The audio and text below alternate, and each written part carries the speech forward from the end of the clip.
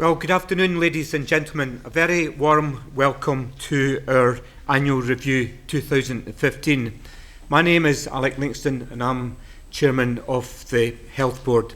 I'd like to introduce the rest of the top table. Across the table I've just left, Jane Grant, our Chief Executive, and starting with Graham Foster here, Director of Public Health, Tracy Gillis, our Medical Director, Angela Wallens, our Director of Nursing, Helen Kelly, our Director of HR, and Fiona Ramsey, our Director of Finance.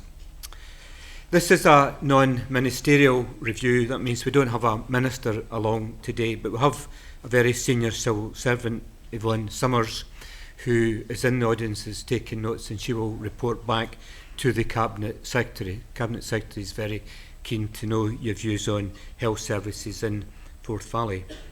It's quite a packed agenda that we've got today. I think we've got a really good story to tell. Hopefully you'll agree with that, but we can take criticisms as well. I'm going to give a high-level overview, then my colleagues will go into a lot more detail. At the end of each section, I'll take one or two sort of burning questions, and then we've got a period at the end for any questions and discussions.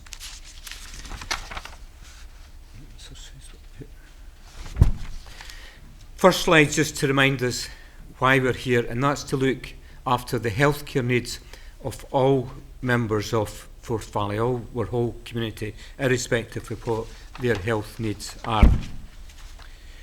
This slide shows our values. These values have been developed with our staff, and these are the values we expect staff to behave when they're dealing with patients and their families. Our approach in Forth Valley, very much person-centred, patient-centred, and everything we do is to improve the patient experience, improve their treatment, and make our services as safe for the individual as possible. We also focus on health improvement, particularly early years, where we're working on with local authorities to improve the life chances of young people. Very much work in partnership with all the other main partners in Forth Valley, the local authorities, police, fire, third voluntary sector, and our volunteers. We have a very strong engagement with our staff and the development of our staff. We know our staff are the health service as far as the public is concerned, so we invest very heavily in that and create a very productive relationship. And one piece of work we're engaged in just now is reviewing all our clinical services. There's a lot of pressure on health services at the present time. People are living longer. A lot of people now have multiple health conditions, developments in medical science and drugs and that, and they're all coming together to put huge pressure. So we are having a fundamental look at our services at the present time. You'll hear more about that later on, and so that we are fit for purpose, that we're gearing up for the challenges that we have as a health board. Patient focus. We start every board meeting with a patient story, so we never forget why we're actually there. Scottish Government have the Scottish Patient Safety Programme, and that's embedded in all our programmes. We're developing our own person-centred strategy and very much speaking to patients, speaking to the patient panel group and helping to develop that. So we're not sitting on our ivory towers developing these strategies. We are involving real people who are involved in our services. Healthcare and associated infections, major concern in the hospital. That gets a huge amount of attention in our health board to make sure that people's stay in hospital is as safe as it possibly can be. And we cater for particular needs of particular client groups. I've mentioned care older people, but we try and cater for the health needs of various sectors of our society. In terms of health improvement, pleased to say that's improving. The number of deaths from premature deaths from the old killers, heart disease, strokes, cancers, is reducing. partly the good treatment we're given, but mainly because of developments in medical science, developments in actual drugs. And last year, over the last 5 years, there's been an 8% reduction. Life expectancy has continued to increase. Can you come? Life expectancy is continuing to increase, particularly for males. Alcohol addiction is still a major problem in our society, and we're doing a lot of work to deal with that. Are you quite comfortable sitting there? Yeah, I can't really see you very well. See, you'll just please move to where you feel comfortable.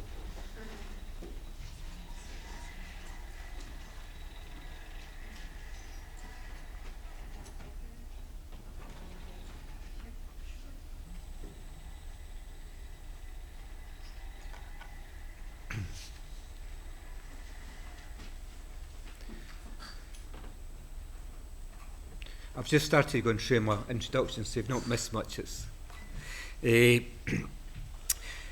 Obesity has become a major issue in our community, and again we're doing a lot of work round about our Child Healthy Weight programme. We've got quite a number of prisons in Forth Valley, and again Health Service took over responsibility for that. The health needs of prisoners about 3 years ago, and we're doing a lot of work in the prisoners to improve the lot of prisoners, particularly round about nutrition and addiction. Achievements this year. Last year when I was here, I said our waiting times weren't good. We had to do a lot of work to improve that, and I'm delighted to report this year that our waiting times are one of the best in actual Scotland.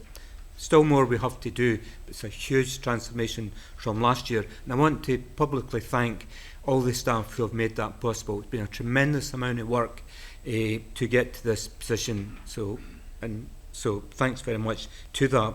Staff absences, again last year were above the Scottish average for health boards, now we're below the Scottish average. Again, tremendous amount of work. We are moving to integrated health and social care. That will formally take over next April. We're doing a lot of work to prepare for that, to make sure we hit the ground running. The Maggie's Centre, we've worked very closely with Maggie's to develop the new Maggie's Centre. It's now under construction, and that will open next year, and it'll be a huge boom for people with cancer. We've opened a new hub for children and young people service at Stirling Community Hospital, so all these services are now under one roof, so it's much easier to give joined up actual services. Again, we've invested heavily in medical equipment. We've made an investment of £2.7 million so that people are being treated by the state-of-the-art equipment. And another partnership project, the Woodlands Resource Centre, it was an integrated mental health hub we formed with Falkirk Social Work Department. Again, joining up services under one roof, making it easier for people to access services. Our Staff Recognitions Award, we had that this morning just before lunchtime. It's something we started last year to recognise the good work that's going on within the hospital and health service. It's very much structured round about our values that I showed earlier. Last year we had 356 nominations. This year it was 526, 50% increase, and it was a hugely uplifting experience. It was absolutely tremendous to see the commitment, the enthusiasm and the professionalism of our staff. I think we are very well served with our staff in Forth Valley, and their committed enthusiasm really to be congratulated and cherished. With any big organisation, there's always areas that you need to improve on, and I've highlighted four there. One is emergency care. The government have a 95% target of treating people who go to accident emergency within 4 hours. We now hit that target most days, but don't hit it every day. Part of the reason for that is the demand at accident emergency is just going up and up and up every year, and also demand varies on a day-to-day basis. The 2 days last week, where there was 156 people attended one day, and the next day it was 234. So it's quite, and a lot of these are very intricate treatments that people actually need. So it's difficult to gear up. We have got various initiatives in place to try and consistently meet the government target, and one of these is trying to treat people with long-term conditions in the actual community. We have a project we call the Bonus project, where we're testing out new ways of delivering services, and we've got a video on that you'll see later on. Another major problem we have in delayed discharge. Delayed discharge is where somebody's hospital treatment has been finished. The consultant says, so you're free to leave the hospital, but because of infirmity or other reasons, the person has to go into a residential home. And the two principal reasons that are giving us concern: one is an individual may not have mental capacity to agree to go into a residential, a care home, and they haven't given a power of attorney to anybody else, so nobody can make the decision. So we then require social work to go through an elaborate legal process to get the power to move the person to a care home. Now, that's not good for the individual. Hospital environment is not a good environment to be in when your healthcare needs have actually been dealt with, particularly for older people, where their strength evaporates very, very quickly. There's a lot of medical research that says that people's health deteriorate the longer they're delayed in a hospital. It's also depriving somebody else of a bed. The other reason is where the family want the relative to go into a particular care home. That care home's actually full, and there's maybe a waiting list, and there's a long delay. And we've got instances where people are delayed in hospital for weeks and months to go into a particular home. Again, it's not good for the individual, and it's depriving a bed. Some weeks we have 50 beds, and some weeks over 50 beds that are actually blocked. It's a lot of capacity that's been taken out the actual hospital. So we need to work with our community to expedite that. It's not good for the individual to be stuck in hospital, and it's no good for somebody who needs to get into the hospital not to have actually a bed, because you've got 50 odd beds that are actually occupied by people who don't need to be in the hospital. Again, other major challenges in primary care. The GP service is now having difficulty recruiting to actual vacancies. We've had to take over the management of various things, and that's something that's getting high priority within our board, and you'll hear more about that later on. Waiting times, well, that's now very good. The numbers using our services increasing all the time, so that's something that will continue to get ongoing attention by the actual board. We don't want our numbers to slip back to where they were.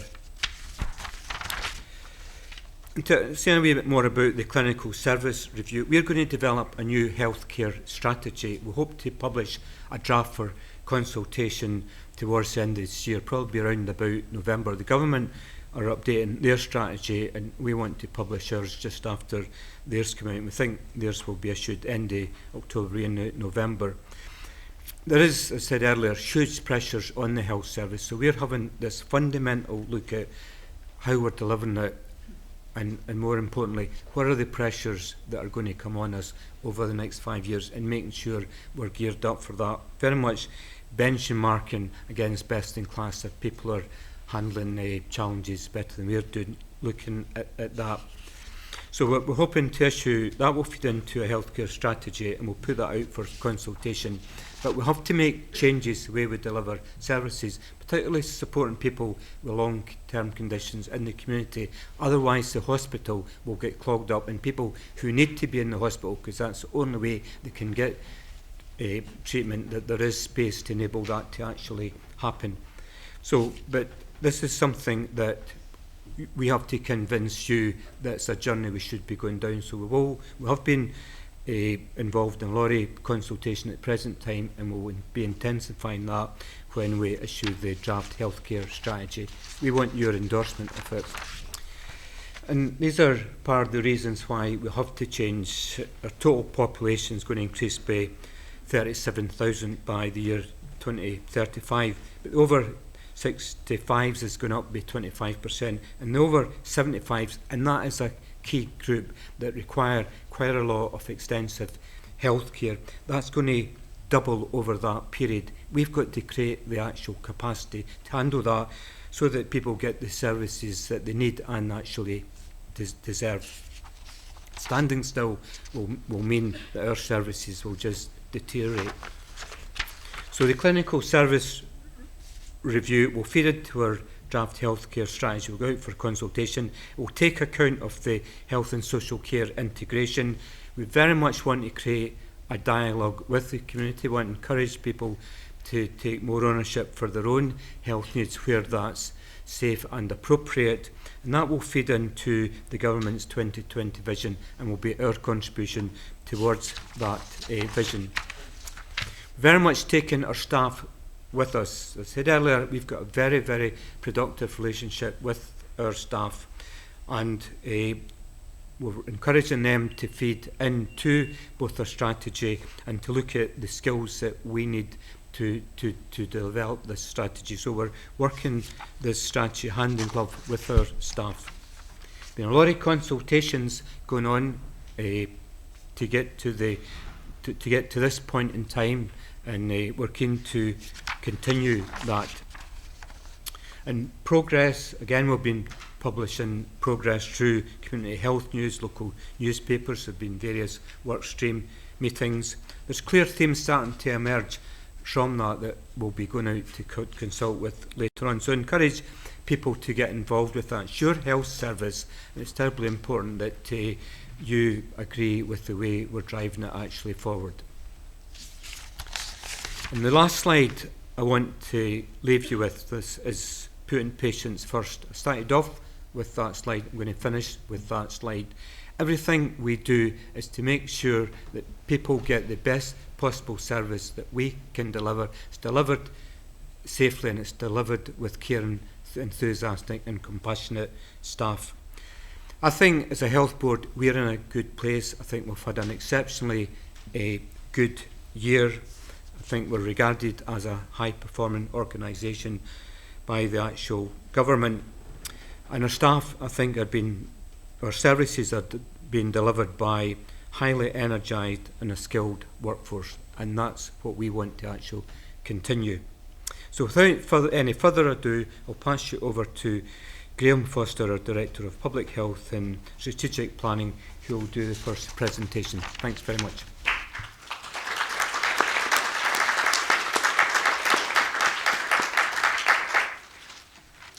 Thank you very much. So it's very important that as an NHS service we remember that we're not just about running hospitals, we're about keeping the population healthy, we're about protecting people from illness, and we're about doing everything we can to improve health. And I think it's a very good sign for me as a Director of Public Health that NHS Forth Valley proudly puts this topic at the front of our annual review each year, and we prioritise health improvement. It's also a very strong sign that each and every board meeting we try our best to have a health improvement topic that we talk about in some detail. So we remember that our challenge is not just to provide services for people who are ill, but our challenge is to do our best to improve the health of the whole population. And that's really just what I want to say a few words about over the next few slides. This is a huge area of work, and we could talk about all sorts of different examples of the work that we're doing. But this year I'm going to choose to just focus primarily on some of the work we're doing with the early years and some of the work we're doing on health inequalities. But I'll just talk you through this slide first. It's not, sorry, can we jump to slide, sorry. I'll just read from Tracy's here. No, it's come back, thank you. What's really, really important to understand is that the NHS can't do any of this on its own. So I'm looking for the partnership slide, sorry. It's one left, one before where you are, thank you. Oh, that one, that's the one. So we can't do any of this on our own. We can't do this without our partners. And one of the most important partnerships is with what we call our community planning partners, which is working with the staff in our local authorities. It's also now working with the staff who are going to be in our integration joint boards. So we're going through this new process in public services of having this arrangement of joint working with health and social care working together in what's called an integration joint board. So it's really, really vital to us that we work with our partners, and that's a key strength. Our targets are to do things like reducing the levels of these important diseases, and the Chairman's already mentioned to you some of the statistics, and this year I'm not going to give you lots of tables and statistics, but I'm just going to commend to you the fact that should you be interested in those, there are lots of pieces of information published on our own website and on various other websites, in particular the website of the Scottish Public Health Observatory, and also the website of the Scottish Public Health Network. So if you like data, then please go to those. And I'm just going to use some pictures to illustrate this talk as I run through quickly. So we have a big focus on prevention. Prevention in public health terms relies on getting things right at the start, so that's the early years work. It then relies on supporting people through their lives and avoiding coming to harm. So that really needs people to have a good education, and it then needs people to have a good opportunity to leave education and move either into further education or worthwhile work. And those are the really key principles in keeping a population healthy. If that fails, people tend to get involved in issues like substance misuse and drug problems, alcohol problems and illness. And therefore we have a lot of work locally to support those problems through our ADP. And then I'm just going to talk a little bit about immunisations. So now we can have the next slide. Thank you. So these are just two examples of some of the work that we're doing locally in early years to illustrate the sort of things that we get up to on a routine basis. I think I've probably talked to many of the people in the audience about the Max in the Middle programme before. But Max in the Middle is a programme which we deliver in almost 50% of all our local primary schools. It's a week-long intensive health improvement programme that's delivered at either primary 6 or primary 7. And it allows school children to work with drama workers and with physical activity workers to do two things. It introduces them into healthy exercise and the benefits of healthy exercise, but it also introduces very much the concept of healthy eating.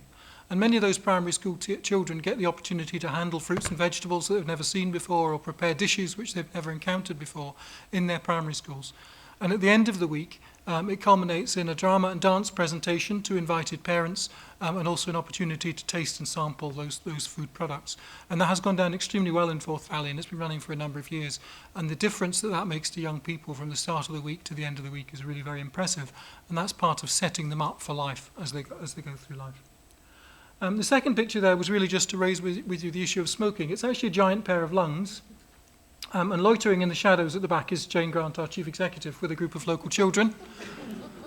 So it really was just to highlight the importance that we put on respiratory disease and smoking. So we have a whole range of different activities currently ongoing to try and support smokers to stop.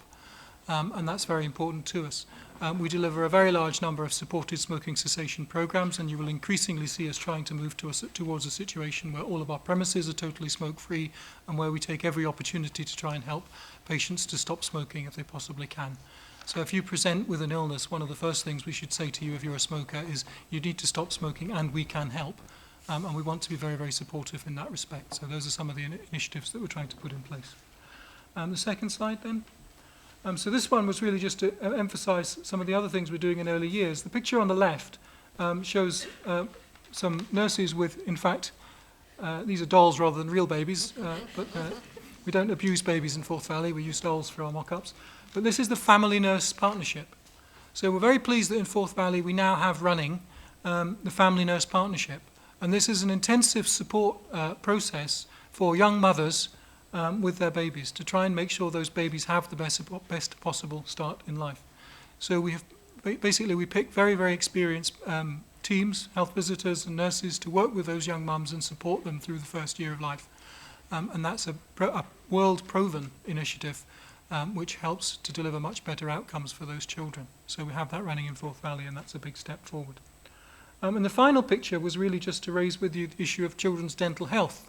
So there's a great success story that can be told about NHS Forth Valley and the changes that we've made over the last 10 years to children's dental health. And it hasn't come easy, and it's still a continued fight, but we have massively improved the number of children who reach the age of 5 without having dental decay in Forth Valley.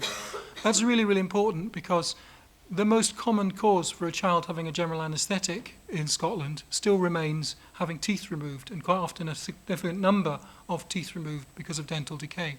So if we can stop those children from having dental decay, we stop those general anaesthetics and we stop the risks to those children. And of course we also stop the cost to the health service, so there's a whole range of different benefits. And increasingly now we're seeing the majority of children in our primary schools have no fillings and no decay. And that's a result of a number of combined programs, including toothbrushing in nursery schools, toothbrushing programs in our local primary schools, delivered by our Child Smile program, and also the use of what's called fluoride varnish, which is an application that you can apply to teeth that helps children to stay healthy. So that's just another example of one of our early years programs. I wanted to say just a little bit about immunisation. because this is another big piece of work that we've been doing in public health over the past year. Last year I briefly mentioned to you the school immunisation programme, which is attempting to protect children from flu every winter. And we were trialling that programme last year on a weekend basis. Over the past year, we've actually put in place an immunisation team who are now going to administer the immunisations to school children. And we have 24,000 children to immunise for winter flu over the next few months. So that's a fairly significant task. It's also important to recognise that routine immunisation of children is a really, really important way of keeping people healthy. We've almost completely eradicated many of the really nasty diseases that children used to die of. And in Forth Valley, we're consistently achieving immunisation rates of around 95% of all children, which is what you need to hit to get really, really good protection from diseases like whooping cough and measles. And that's been a real success for us, so we intend to continue to press on with that. It's not just children, though. We need to protect adults as well. And at this time of year, we're starting to think about the winter flu programme. So as well as immunising all of those children, we intend to offer flu immunisation again to all over 65s and to all individuals who are in what are high-risk groups, so people with respiratory disease or kidney disease and so on who receive those immunisations. The children will receive the immunisations through our school programme, other than those who are under 5 who will receive the immunisations from primary care, and then adults can access the immunisations in the same way that we've done them in previous years through primary care. There's also a significant challenge for us in ensuring that all our health and social care staff are immunised against flu for 2 reasons. 1, it stops those staff spreading the flu to patients, and 2, it also helps to keep those staff healthy over the winter and at work, which is really, really important because we can't afford to be going through the winter with our workforce depleted. So we'll be doing a very active programme of staff flu immunisation again, and we're doing some innovative changes to that programme as well to try and make sure we're achieving at least 50% protection of staff taking up the flu vaccine. So that's very positive for us too. I think that's my last slide. So I'm just going to stop at that point and hand on to the next section. I think we're going to pause briefly in case there are any questions about that area. Any questions? So there will be time for questions at the end as well, but if there are any burning issues. No, sorry. Vaccine, how are you going to initiate that in a practice that is on its knees? Kersey Bank, I mean, I know we've got 2 doctors, I know it's the nursing staff who do the vaccination, but with all the extra work that they are having to do, how do you initiate the flu vaccine? Because as far as I'm aware, they're not even doing the routine blood tests. Used to get notification for your 6-month checkup, your what? Not for a year. So, I'm going to let Tracy Gillis answer that because Tracy's going to do a presentation on the primary care pressures later in the meeting. So we perhaps don't want to preempt that. I was going to say we are going to explicitly discuss some of the challenges that we've had around GP practices, including Kersey Bank, later on. So perhaps we'll come to answer your question later on. I'll specifically pick up the points you made around immunisation after we've discussed that. Would that be okay? Okay. Can maybe ask when somebody that wants to ask the question, could you maybe give their actual name? It's helpful for us. Thanks very much. Okay, we'll move on to the next section. Okay, so the next bit's me as well, I'm afraid, just for the start. As the Chairman mentioned in the opening presentation, one of the most important things for us about the care we provide in Forth Valley is that it is safe and that we don't at any point put patients at risk through the work we do. In order to deliver that, we need to make sure that we don't have what are called healthcare acquired infections. So that's really, really important. NHS hospitals are very busy places, as I'm sure you all know. They're visited by literally thousands of patients, staff, visitors, contractors, people attending A&E, people attending outpatients, adults and children. And that presents us with a whole range of challenges about controlling the rates of infection in hospitals, keeping them absolutely clean, keeping them absolutely fit for purpose. And so that's why we put such a big emphasis on healthcare-acquired infection in NHS Forth Valley. We use every single board meeting as an opportunity to review how we're doing. We look at our infection rates, and we also look at the rates of things like the interventions that we're delivering, and we take it very seriously. Over the past few years, we've achieved really quite substantial reductions in what were previously very common infections in hospitals, and that's something that's very commendable, but it's hard won, and we need to keep working very hard to do that. We do investigate every significant hospital infection that we encounter now, so we actually have an in-depth inquiry to see why somebody got that infection and whether there's anything we can learn, whether there's anything different that we should do to make sure other patients don't get that infection again. And our ultimate objective is to run a hospital service where no one gets infections that can be avoided. But it's very difficult, the busyness of the service and so on. We closely monitor issues such as the cleaning and the hand washing, and the use of alcohol gels, things like that, which we do to try and control infections. We also very, very closely monitor any rates of infections that are related to operations. So we have a program of detailed investigation of those. And I'm pleased to say that we have no concerns in that regard at this time. But it is all about keeping patients safe. We can only do that if we all work together to do that. So I'm going to, if we flip the slide over, please. I'm going to mention hand washing. And I'm going to make no apology for mentioning hand washing, because hand washing is the single most important thing that we can all do to prevent infection throughout our lives. Hand washing is the single most important way to protect yourself from flu in the winter. Hand washing is the single most important way to prevent the spread of infections like winter vomiting disease and so on. So just as we need our staff to wash our hands regularly at every single patient contact, we also need our visitors to take up every opportunity to wash their hands or to use the alcohol gels provided in our wards and facilities and departments. So I'm just going to ask for your help with that, and together we can hopefully wash away these infections. The slide in the middle was to really just remind me of the much wider area which our hospital infection control teams do. So on a daily basis, we carry out inspections of all of the clinical areas in Forth Valley. So every clinical area gets inspected at least once a month. Busy areas get inspected at least once a week by our infection control team, and we go through a whole process of looking at all the different things that we know might be suggesting that we have a risk of infection. So we inspect the mattresses, we inspect the beds, we check the floors, we make sure the cleaning's been done, we check the high dusting's been done, all of those things as the infection control team. And by doing that, we're able to stay really on top of the infection control issues, and we feed back individually to each ward charge nurse on what we found in their particular clinical area. Okay. And by constantly feeding back that information, we're providing a positive feedback loop to try and make sure our hospital stays the cleanest and tidiest place it possibly can be. Last year I mentioned to you that we'd had a very positive HEI environment inspection of Falkirk Community Hospital. That was what was called an announced inspection, so we knew they were coming. We were able to get ready, if you like. And I'm very pleased to say that in February we had what's an unannounced inspection of this hospital. So the HEI inspector had appeared one day and said, we're going to inspect your hospital, and we had no warning of that. And they did a very thorough inspection of the hospital over 2 days and came back with a very, very positive report about the cleanliness in our hospital. There was one requirement and 2 recommendations, and all of the things they thought we should do, we were able to do before they left the hospital that day. So I'm very, very proud of that performance, and I think the infection control team, and indeed all of the staff of Forth Valley, should be very proud of achieving that, because it came against a background of a number of inspection reports which had really been quite alarming in other health service premises. So I think we can be proud of the quality of the service we're delivering.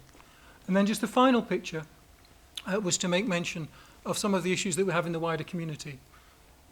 So one of the challenges we have is that we still face difficulties with antibiotic resistance across the Scottish population, and indeed across the world population. So we use an awful lot of antibiotics for an awful lot of things where perhaps they're not absolutely essential.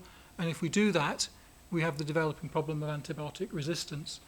So we really need the population to work with us to not use antibiotics where they're not absolutely necessary.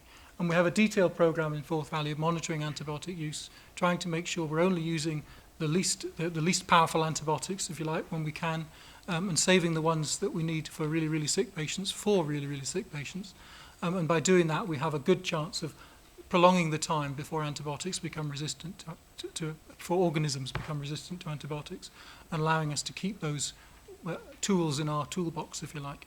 So again, we're working very hard to try and protect you by making sure that we're not overusing antibiotics, and that's really, really important. So that's what the one on the right was really just to remind us. And we can just pass the slide now. At this point in time, I'm going to hand over to Angela Wallace, who's going to talk to us about the rest of the topic. Okay. I'm delighted to be able to, on behalf of all of my colleagues, give you some update on the work we're doing around patient safety. I suppose I'd like to report, and I have reported in the last few years to you, our progress on the patient safety programme, and for those of you with keen memories will know that Scotland as a whole did this programme, and we were the first country to do so, and Forth Valley's been an active part of that. And I think the key message from that programme, and it continues to be across Scotland, that care in hospitals and in healthcare environments is safe, but we know that we can make it safer still. And the idea of these programmes is to continue that work, looking all of the time to keep our services safe. And Forth Valley, I can report again through the previous year and continuing into this year, has a relentless focus on both safety and the experiences of patients and families that use our services. I think Chairman mentioned it earlier, and we talked a wee bit about it earlier on in the awards ceremony, but all of our staff are engaged and focused on driving quality improvement. And as soon as we manage to get something in the bag that we think we're doing well, we work hard to maintain it, and we're looking for the next thing. So there's that sense from our staff. And at every step where possible through the safety and experience work, we've sought to involve patients and families, and all of our work's been informed by listening to where we might need to look next.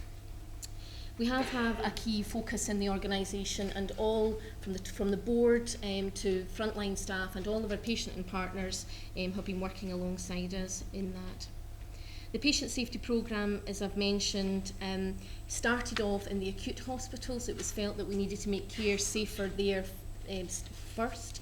But I'm pleased to say that across the whole of our family of healthcare, the patient safety programme is effective and active. And I'm going to give you a couple of key messages just about work that we're doing there that's showing real success, and some work perhaps that we've still to do. The overarching message of the Scottish Patient Safety Programme, and Chairman mentioned it in his presentation earlier, was to reduce harm and mortality. So prevent things that we know that we could prevent by working together and achieving set standards that we know would reduce the chance of that harm. And there was a national stretch target for that, which is around reducing mortality, if you will, by 20%. And I'm pleased to say that within the previous year, Forth Valley has managed to achieve that. This is an area that we've got to keep a focus on all of the time. It changes all of the time, but we have got to focus on that, and we're managing to maintain that. And the other goal was to see if all of this work would show that we're reducing the amount of incidents or harms to patients.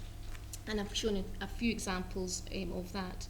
I'm pleased to say at the bottom of my slide it says 10 patient safety essentials, and this is something which is really quite a remarkable achievement, because when we started the patient safety programme, some of these essentials, which just means that every single day we have to make sure we deliver this for patients across any of our settings, particularly the acute hospital setting. When we started this programme, we were trying to improve this, understand where we were and achieve these things. And I'm pleased to say now that this is just a part of the way we give care. It's just expected that every patient, every time that comes into our services, will expect those things. So what were those 10 essentials? So there were things that I've mentioned to you before at this annual review about making sure every staff member every time washes their hands, making sure that leadership are walking and listening to staff to know what are the issues that are getting in the way of providing care, safe care, so that we may fix those systems to make sure care is safe for people all of the time. Every single day in intensive care, if you're a patient or a family member in there, setting daily goals and having the families involved in achieving those goals for people who are possibly most sickest in their lives, if you will. Every single ward, every single day has a safety brief where the staff stop and say, what might go wrong in here today? How can we make sure that we anticipate things that our patients and families might need, and thus preventing that from happening? I've spoke to you about this before. We spent some time last time, but every single time someone's about to have an operation, there's a surgical pause. And before that knife goes to skin, everyone is just aware, do we know what we're doing? Of course we do. Does everybody have everything we need to care for this patient? Have we considered anything that might be unexpected here? And every single patient, that happens every time. We've talked a lot about preventing harm and preventing mortality, so trying to reduce cardiac arrest, picking up patients when they're becoming unwell before they become acutely unwell. And lots of the things that supports the work that Graham reported to you around preventing infections, whether you've got a drip in your hand or you need to have a large drip to help with medicines. And these are the things that we're doing every day. And Forth Valley is reporting to the board and to lots of in our areas very publicly how well we're doing around that. But this work will never be done, and there's still much to do around that. I've mentioned some of these things here in my introduction, and the only thing that I would say that the work around avoiding or preventing pressure sores, Forth Valley have had a focus on this for a long time, led by the heads of nursing, and really had a focus on that. And I'm pleased to say that our work is showing that we are getting better and better at reducing them. And indeed, today as we sit in several of the wards, but in all of the wards, they're showing hundreds of days between the last time a pressure injury was caused that we could have prevented. So that's really good news. And the next slide.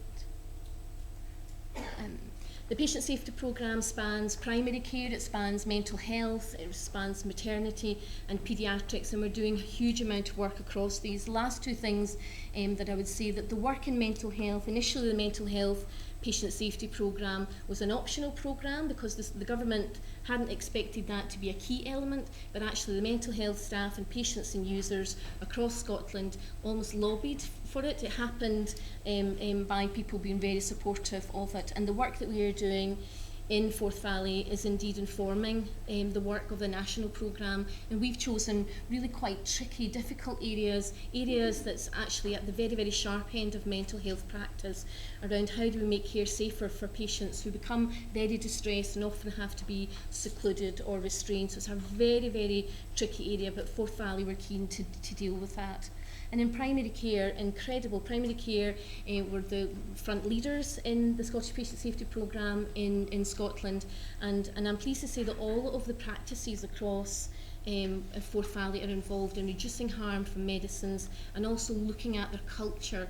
How do they make sure that there's a safety culture within all of the practices, and that's not always easy given some of the challenges, so it's an incredible achievement. So the Scottish Patient Safety Programme, we're doing well. There's lots to do. This will probably be a journey that will never be finished for us, but again, thinking about what's at stake here and thinking about the staff's determination, the board has been extremely supportive in that. So much to do, but I'm pleased to say that the progress in the last year has been particularly positive.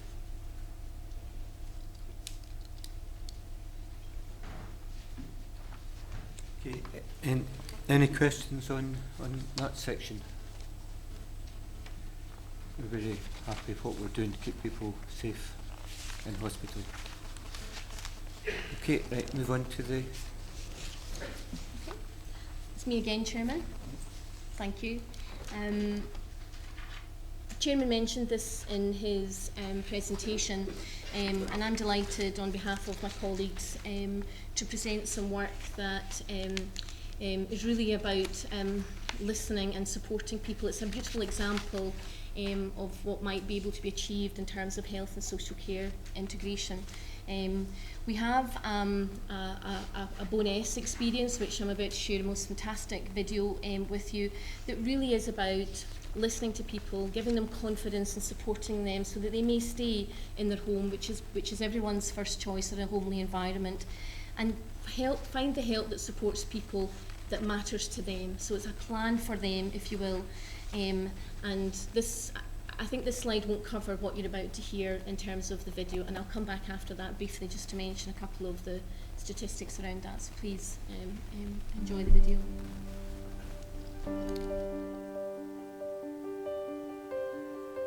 Your plan and the Ask Alfie helpline. New ways to help you remain well at home. We all want to be able to remain well at home, but sometimes we're unsure who to turn to when we know we need help and advice. We often end up calling 999, NHS 24, going to accident and emergency, and can even end up being admitted to hospital when there could be an alternative. We want to tell you about new services that could help you receive the right care and support you need. They could even help you avoid an unnecessary hospital admission or visit to accident and emergency. But why did we develop something new? Firstly, there are significant changes in the population, which means we need to find new ways to support people. With modern medicines and improved healthcare, people are living longer, often with multiple health conditions. This means that over the next 20 years, the number of people living in Scotland over the age of 60 will have increased by 60%, with 1.3 million of them living alone. We need alternatives for you that are available now, but we also need to develop ideas and services to prepare for future generations' needs. Secondly, the Scottish Government set out a vision in 2011 that said by 2020, everyone should be supported to look after themselves and will be able to live longer, healthier lives at home. Most hospital treatments will be carried out as day cases, which will avoid the need for admission. But where that's essential, people will be discharged home as soon as possible with appropriate support. Finally, we have listened to patient experience, feedback and stories and believe new ways of providing care can often provide a better experience. Patients and families who have experienced using alternatives such as the Anticipatory Care Service or the Rapid Access Frailty Service tell us they find these new alternatives to be a very positive experience. People feel they received good care, felt more reassured, and were happy that they had options to remain at home wherever possible. We want to help more people to access the best service for them. So what are the new services on offer for you? Firstly, we have developed Your Plan. This is a template which can be used to prompt the discussion between you and your family or carer. We believe it's important to tell those closest to you what matters to you, share important medical information, and allow you to plan together for any current or future needs you may have. Secondly, a 24 hours a day, 7 days a week support service, known as ALFIE, Advice Line for You, is now available on 01324 567 247. The line can support people aged 65 and over, as well as family members and other people who care for you. Your call will be answered by an experienced nurse who will listen to your concerns and make sure you receive the help and advice you need. The nurses can offer a range of support, including signposting to 999 or NHS 24 if that's more appropriate, advice and reassurance, organise a nurse to visit you day or night, arrange an appointment at the Rapid Access Frailty Clinic to see a specialist team, signpost you to emergency social work services, and provide local information about what community support services are available. What benefits do we think Your Plan and Ask Alfie will give you? We believe that by having Your Plan and knowing that you can ask Alfie, you and your family will feel more confident and prepared that when you do need help, you will have a better experience. You could even reduce the risk of going to hospital when you really don't need to. Overall, we think these services will help support you to remain well at home. Do you still need more information? For a copy of Your Plan, go to the NHS Forth Valley website, www.nhsforthvalley.com.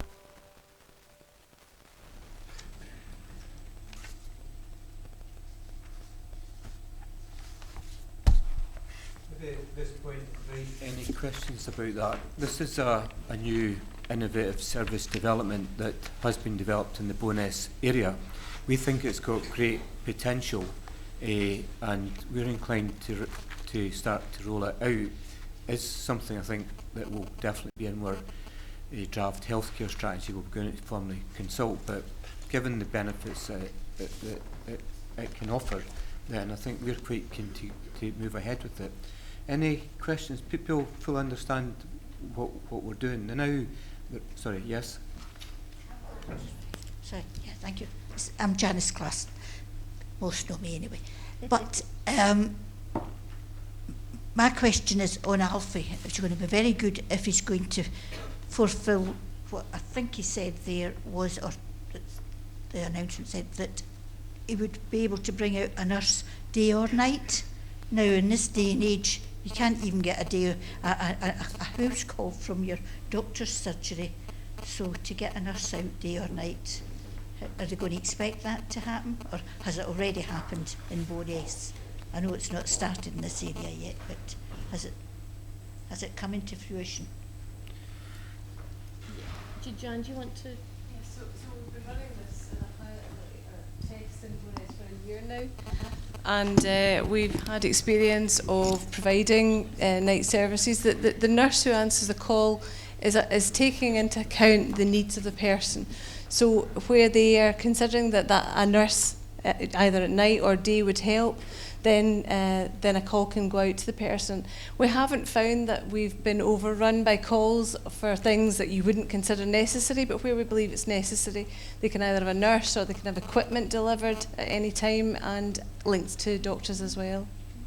But I think most importantly, we've also been linking to community services for voluntary services and putting people in touch with things like the Carers Trust and befriending and so on to give a complete package for people. Okay, want to continue? Yeah, just to say, thank you for the question, and it is a really important one. As Chairman says, it's the thought of rolling out, but we have had some really good feedback, and as Chairman says, we intend to build on that and see if it's possible to rolling out. And we will just at the moment evaluate it, as you can imagine, and hopefully this time next year we'll have some further updates for you.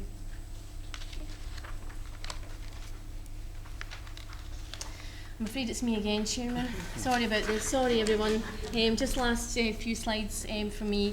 I mentioned in my opening comments that we are continuing to focus on patient experience and patient safety together, and I think our patients and families see safety and how they were treated as going hand in glove. And the next slide, and Chairman mentioned it in his presentation, and I mentioned it briefly in terms of our approach, but we need multiple and ongoing feedback for us to be able to make sure that we are getting the little things right, and we're also doing the things that actually matter to people, as well as making sure our services are high quality and responsive.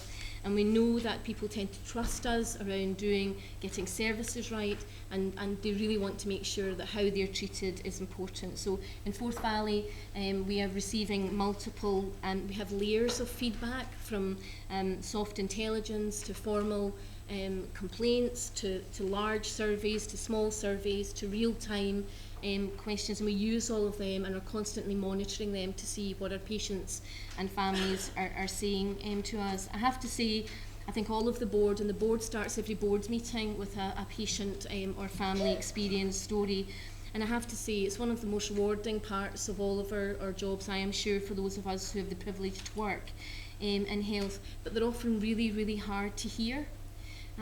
Sometimes they're amazing to hear, and we saw some examples of that today, but it often tells us things that we already know, and it often shines lights on things that we have never heard before. In the patient and public section of this meeting today, I think we all heard things that perhaps we would have never have heard had someone shared that story, had lifted that phone, had told a neighbour or a friend or someone in Forth Valley that story, and we are determined to capture that information and to use it where we can to improve the services.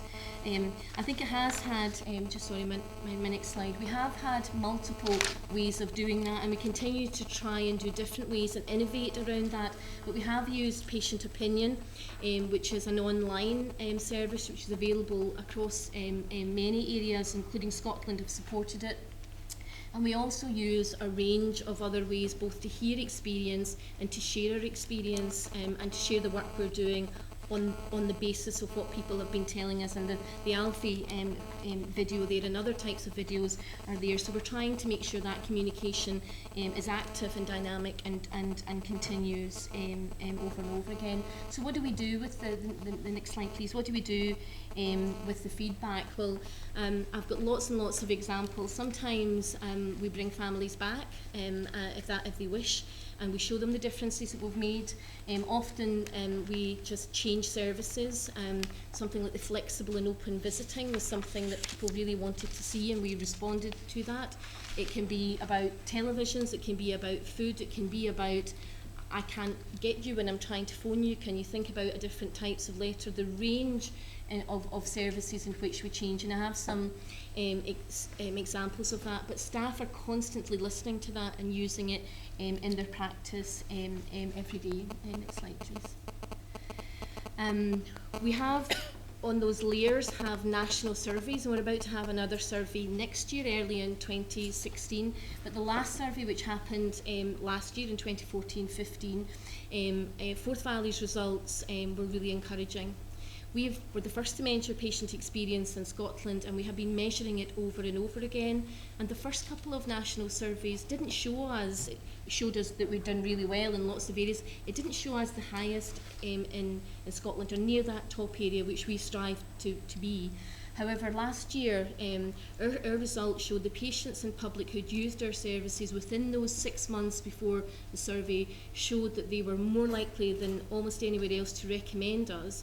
And also they were telling us the things that they found that we did really well. But also in the next survey, in the next slide, it tells you the things that they were saying to us, look, you're doing fine, but actually would you look at these things? And these bottom 5 responses, as well as the top 5 responses, we have been working on these to try and improve them. So what we're hoping to see, and we've given a commitment in our quality improvement strategic framework, that every year we will improve year on year on what patients and families who've been using our services have told us. So this is a positive, but like everything, there's still lots of work to do here, and I think even from today we've got even more intelligence than we had since yesterday. I reported to you last time our response around complaints, and the number of complaints that we receive was an area we needed to do more work on. Jane's talked about this earlier today, but we do want to be an organisation that makes it easy for you to give feedback. But what we don't want to do is see our complaints rising. And we have had quite a high level of formal complaints, which we've taken really seriously, and the board and all of the colleagues take that really seriously. We have been able to increase and sustain our performance around the speed in which we get those responses and the quality, and maintain them over the last year and a half. So I'm pleased to say that. I'm pleased to say that we've had a reduction in the number of complaints in the year 2014 by small amounts, by 6%, but that's still positive, and we're hoping to do much more. I did say last time that I had a wee bit of an improvement in the amount of complaints we received around communication or staff attitude and behaviour, and we have had a big effort on that, but despite that rate hasn't dropped the way we've wanted it to. In fact, it's increased just slightly, and that is something that as an organisation that we have a focus on. So I'm disappointed to say that. However, I think you'll see from some of the work that we're doing that that's something that we're really keen to support in a different way. We have done lots of work. Chairman mentioned the prisoner healthcare environment that we have, and that is something that we're working really closely with prisoners around how we might better understand the issues around the healthcare, and we might support that differently. But we have seen significant work done in one of our prisons led by our staff across the organisation, and again nationally people are looking to see if that's a model that might be of use across other prisoner healthcare areas. Next slide, please. I think the kind of report card around complaints is, I think, progress, but still much work to do. And hopefully this time next year, maybe give you some additional information about just some of the work we're doing to reduce the number of complaints around things that we think are avoidable. Okay, thank you. Yeah. John Wotherspoon, I'm the convener of Madison Community Council. Two basic questions. One, how many nursing staff have you got now compared to, say, 3 or 4 years ago? Because that's, we understand your financial constraints you're working under, and most of your costs are actually down to people. The second one is a similar line. This Bonus project, you're identifying working with social services. Social services are actually funded by the local authority, i.e. Falkirk Council. And given what is being stated by Falkirk, that they're going to have to cut their budget by 15%, what impact is that going to have on your working relationship with them? Thank you. And if you want a third question, and it's the attitude of your staff. You made the point that nursing staff have to be they're working with people. If you look at your surveys of GP practitioners, the one area which is very weak is the telephone manner of the receptionists at the GP practices. And in the area I live, where there are 5 practices within the Meadowbank Clinic, if you get a satisfaction rate below 70%, that's not very good.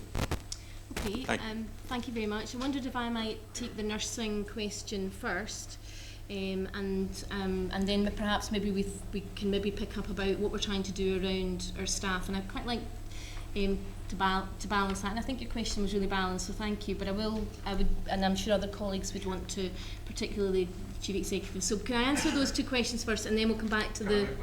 Yes. I'm not being negative. No. I think you're working under some great constraints, which are basically financial.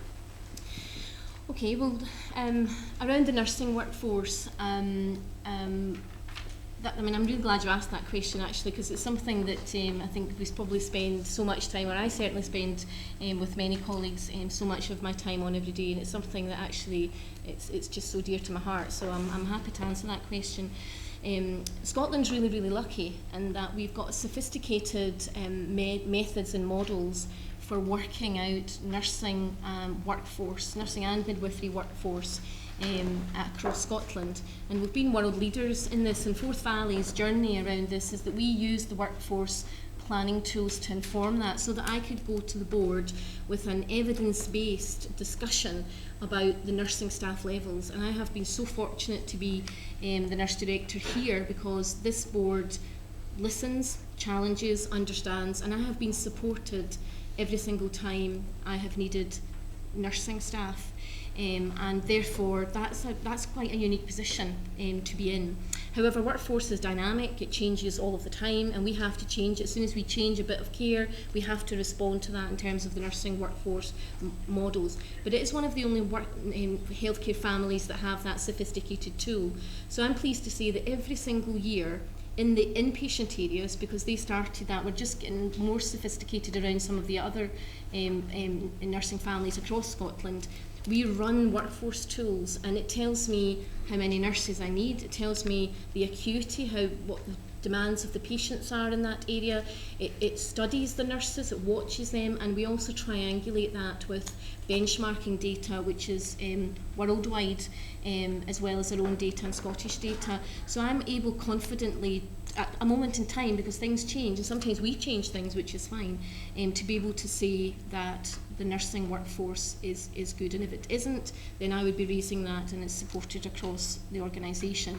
Now, the types of nurses, for example, in the year that we're speaking about, in terms of 14 and 15, we ran the tools, and we actually wanted to add in additional nurses because that's what the tool said. So it's a dynamic process, and I'm confident that we've got the tools and the experience to know what our patients need in terms of nursing staff. So hopefully that answers your question, and if you have any detailed questions, I'd be happy to speak after the meeting.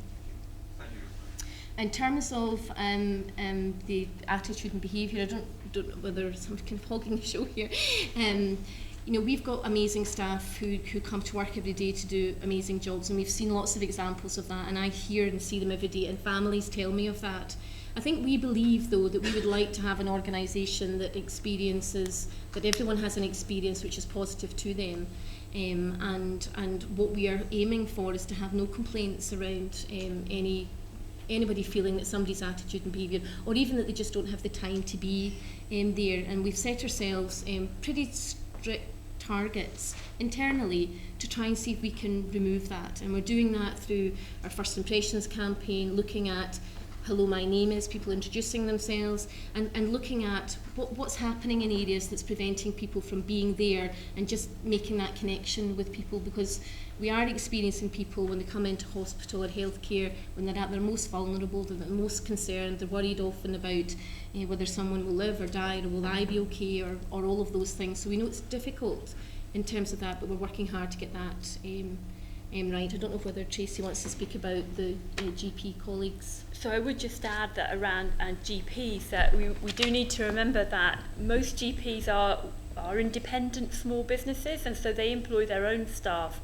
So for us it is important around some of the things that we heard earlier about the primary care culture work that's been done as part of the patient safety group, in order to involve the whole staff within the practice around what are the things that can make care safer for patients but also better for patients. And so that we would hope would have an influence over telephone behaviours if that's less than helpful. You'd like to deal with the Falkirk Council? Yeah, so I can deal with that. I'm not sure how to answer that now. But what I was going to say was, clearly we're moving into the world of health and social care integration. We're working hard with all of our council colleagues in a new way. And we do some integration at the moment, but this will give us a vehicle to do much more of that. There are financial challenges for all of us in the public sector, but there are real opportunities as well to do things in a different way, to reduce duplication and actually to keep people in their own homes. So there is a lot of opportunity actually, and we're trying to grasp that just now. We've worked well with Falkirk Council, as with our other colleagues over the last few years, but as we go into the new more formal arrangements with integration, I'm quite confident that we will see some changes and some benefits associated with that. So I think it is watch this space, but we're absolutely focused on trying to deliver better integrated services which reduce duplication and keep people where in essence they want to be. So I hope that's at least a I think I've dealt with Falkirk Council. We're still very optimistic. The heads haven't gone down yet. While Chief Exec's on the floor, we'll move on to waiting times. Okay, thank you. So in the Chairman's presentation at the beginning, you saw some of the progress we'd made. And we certainly have made some significant progress this year. There are one or two areas we've still got more to do. So at the top of the slide there, you'll see the referral to treatment target, which in essence is from the date from which you attend to when you get your final treatment. So that is a 90% target of 18 weeks that we are set with by the Scottish Government. We struggled with that until the last 2 or 3, 4 months, and we have consistently delivered that for that last period. So we're very pleased with that. The team have worked enormously hard to deliver that, and that is a very big achievement for this board. We're confident we can continue with that, and that has actually transformed how that pathway works for patients. There are a number of key elements of that pathway, and we've tried to show some of the progress within individual parts of that journey. So if you look at the outpatient part, we had a significant number of patients waiting over the 12 weeks, which was part of that pathway, and we have seen really substantial reductions in that in the last 12 months. We have one or two areas like orthopaedics where we have seen, which was a very, very challenging specialty, we have seen significant reduction, and there are some issues around one or two specialties, a couple of them mentioned there, gastroenterology and ophthalmology, where we have still got work to do. So we're on a journey with outpatients, but it is substantially better than it was. In terms of inpatients, you may be aware that there is a national legal guarantee for patients who have been listed for inpatient or day case surgery, for that to be delivered within 12 weeks. And this board is one of the very few within Scotland who are actually adhering to that. There have been 1 or 2 patients who have not been able to be accommodated for individual circumstantial reasons, but the vast, vast majority, and they are probably in single numbers or less than 20 in the last year, who haven't been able to be treated in that timescale. And that is a very, very credible performance for the board to deliver. In terms of mental health, we have had some challenges in mental health around the child and adolescent mental health targets and the psychological therapies. We have invested as a board significantly in that, in redesigning the service and in employing a number of additional staff. That does take some time for those staff members to become fully functional and to come onto our books, and so that has taken a little longer than we would have liked. However, we have got additionality into the system now, and we are absolutely focused on meeting the 18-week targets, and that will be one of our priorities for this year and in the period going forward, to continue that journey, but actually to deliver the 18-week target. In terms of diagnostics, and in principle that's around endoscopy and X-ray, and you'll see there that we have delivered the imaging X-ray target consistently of 6 weeks. We have done that throughout the year. And during this year, we measure two sorts of endoscopy: those who first attend for endoscopy, shall I call it that, diagnostic endoscopy, and also those who have surveillance endoscopy, which are generally repeat patients who come back after a period of time. And what we have seen there is a very substantial reduction in the number of patients waiting over 6 weeks, or waiting longer than they should for surveillance. So we're not quite there yet with endoscopy, but we've made significant progress and will continue to focus on that area. And the final area I just want to touch on in terms of waiting times were two which are very critical to patients. One is the cancer targets, and the two targets there, they're referred to as the 31 and the 62-day target, but in essence they're the time from referral to treatment and the time from decision to treat to the actual treatment taking place. And that is a key priority for us, and we have delivered mostly on that target, but within the 62-day pathway there has been one or two challenges for us. There's a relatively small number of patients, and therefore it's quite hard sometimes to actually deliver the performance, but we are absolutely focused on that, and the team within surgery generally, not exclusively, are absolutely tracking every individual patient there and looking at where we can improve that pathway time for patients on all elements of that pathway. So that is something that needs to remain at the top of our agenda, and is doing so, and we will continue during this year to try and deliver the level of performance that we need to do. And the last point there is around allied health professionals, physiotherapy particularly, and we have got a target to meet of 4 weeks by the end of March 2016, and we're on the journey to do that. There are that will be quite a big transformation just now for us, and the work has started on that, but we are on a journey towards that 4-week target, and there is much to do in that area. And in essence, we're also looking on a wider basis at all of the other allied health professional waiting times to make sure they are afforded the same priority and the same scrutiny that the rest of our waiting times are. So that's a kind of whistle-stop tour through the progress we've made and one or two challenges we still have, which will require continued focus from the board. Thank you. I'm going to speak now about the challenges we have around emergency care, which does still offer us some way to go around delivering consistent performance. Most of you in the audience will know the way that our performance is measured around this is the number of people who are seen and managed within the emergency department within 4 hours. And that includes those who are admitted, those who are treated and then discharged, and those who are transferred to another healthcare facility. And you will appreciate there are many reasons why performance can vary related to the number of people who attend, and the chairman's already described that there can be quite big differences in the number of people attending on a daily basis within a short period of time. And then sometimes we can anticipate there will be a more consistent pressure, such as the winter period, when we will see more people attending who may need admission. Interestingly, we also see a rise in the summer when we see far more children related to injuries that they've sustained through being on school holidays and running around outside. And then the number of people that we need to assess and where we need to undertake complex assessments. It's important that we do that in a way involving the right staff to make sure we're able to identify the right treatment for the patient, and then if they need a bed, to move them into a bed in the right area. So we are working hard as a team to improve the consistency of our performance. Over 2014-15, our performance average was 92.5%, which is not where we need it to be, but you'll see that in August 2015 we did have a better performance, just above 95%, 95% being the minimum where we need to be in terms of government performance targets. We have put a lot of effort into making sure that the minor injuries unit is well used. Some of you may have seen the advertising campaign around that, and now we're consistently seeing at least 40 patients a day through there, and sometimes 50 plus patients a day, and making sure that patient experience is good. And we are flexing staff between ED here in Forth Valley and the minor injuries unit as needed.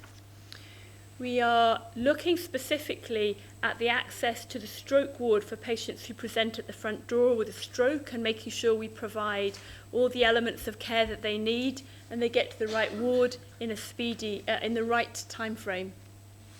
We are taking part in the national programme, which is being delivered to support all boards, because we are not alone as a board in struggling to deliver consistent performance in this area.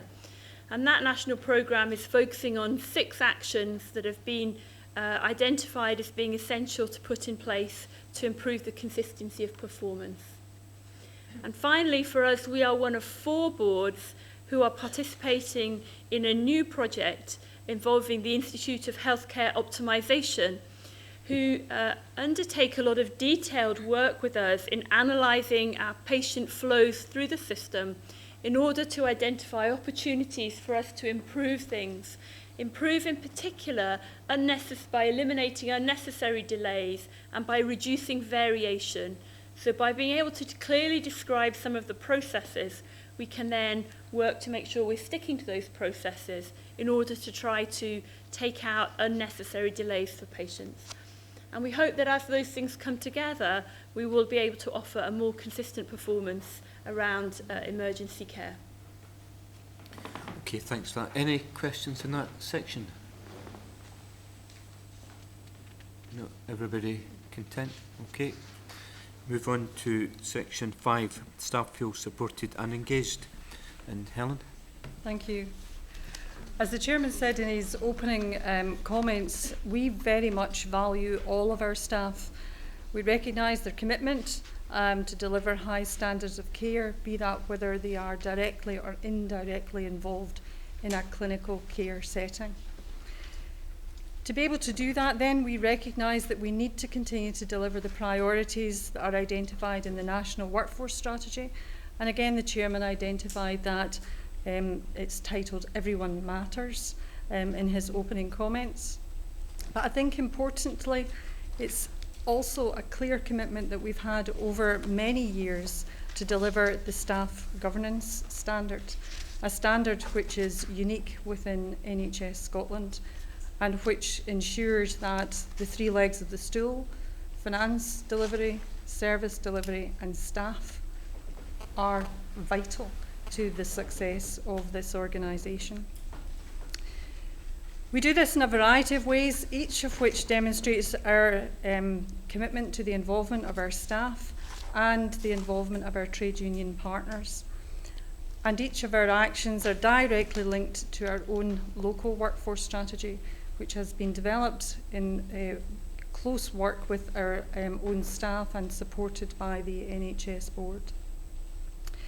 We know that positive staff experience is vital to our success, and we also know that research confirms that positive patient experience results from positive staff experience. Our aim is to have a confident, well-trained and skilled workforce who deliver the best possible standards of care. And so our investment in our workforce is an investment in the highest standards of care. During 2014 and on an ongoing basis, we have ensured that we have implemented our staff experience, engagement and involvement framework. Intrinsic to this is our values. We've developed a Values Matters programme, and again the Chairman highlighted the importance of the values to the delivery of high standards of patient care. We ensure that these values are reflected in the competencies that are required of our workforce. We use these for recruitment, we use these for development and feedback. We're working to create a culture where staff live these values every day, when working in teams, working in individuals and delivering care.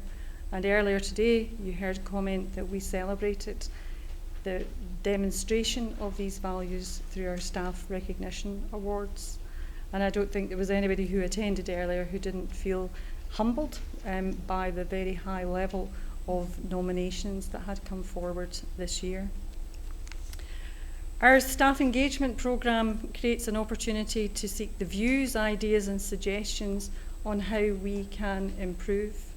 The best ideas will come from those people who are delivering care directly. We also are using our staff survey. We are currently this year rolling out a team-based programme which is entitled I Matter, which allows local teams to give local feedback on what will make a difference. We use our staff governance monitoring tool, and we're ensuring that we're using technology to the best of our ability to ensure that our staff can engage in many ways with us as an organisation.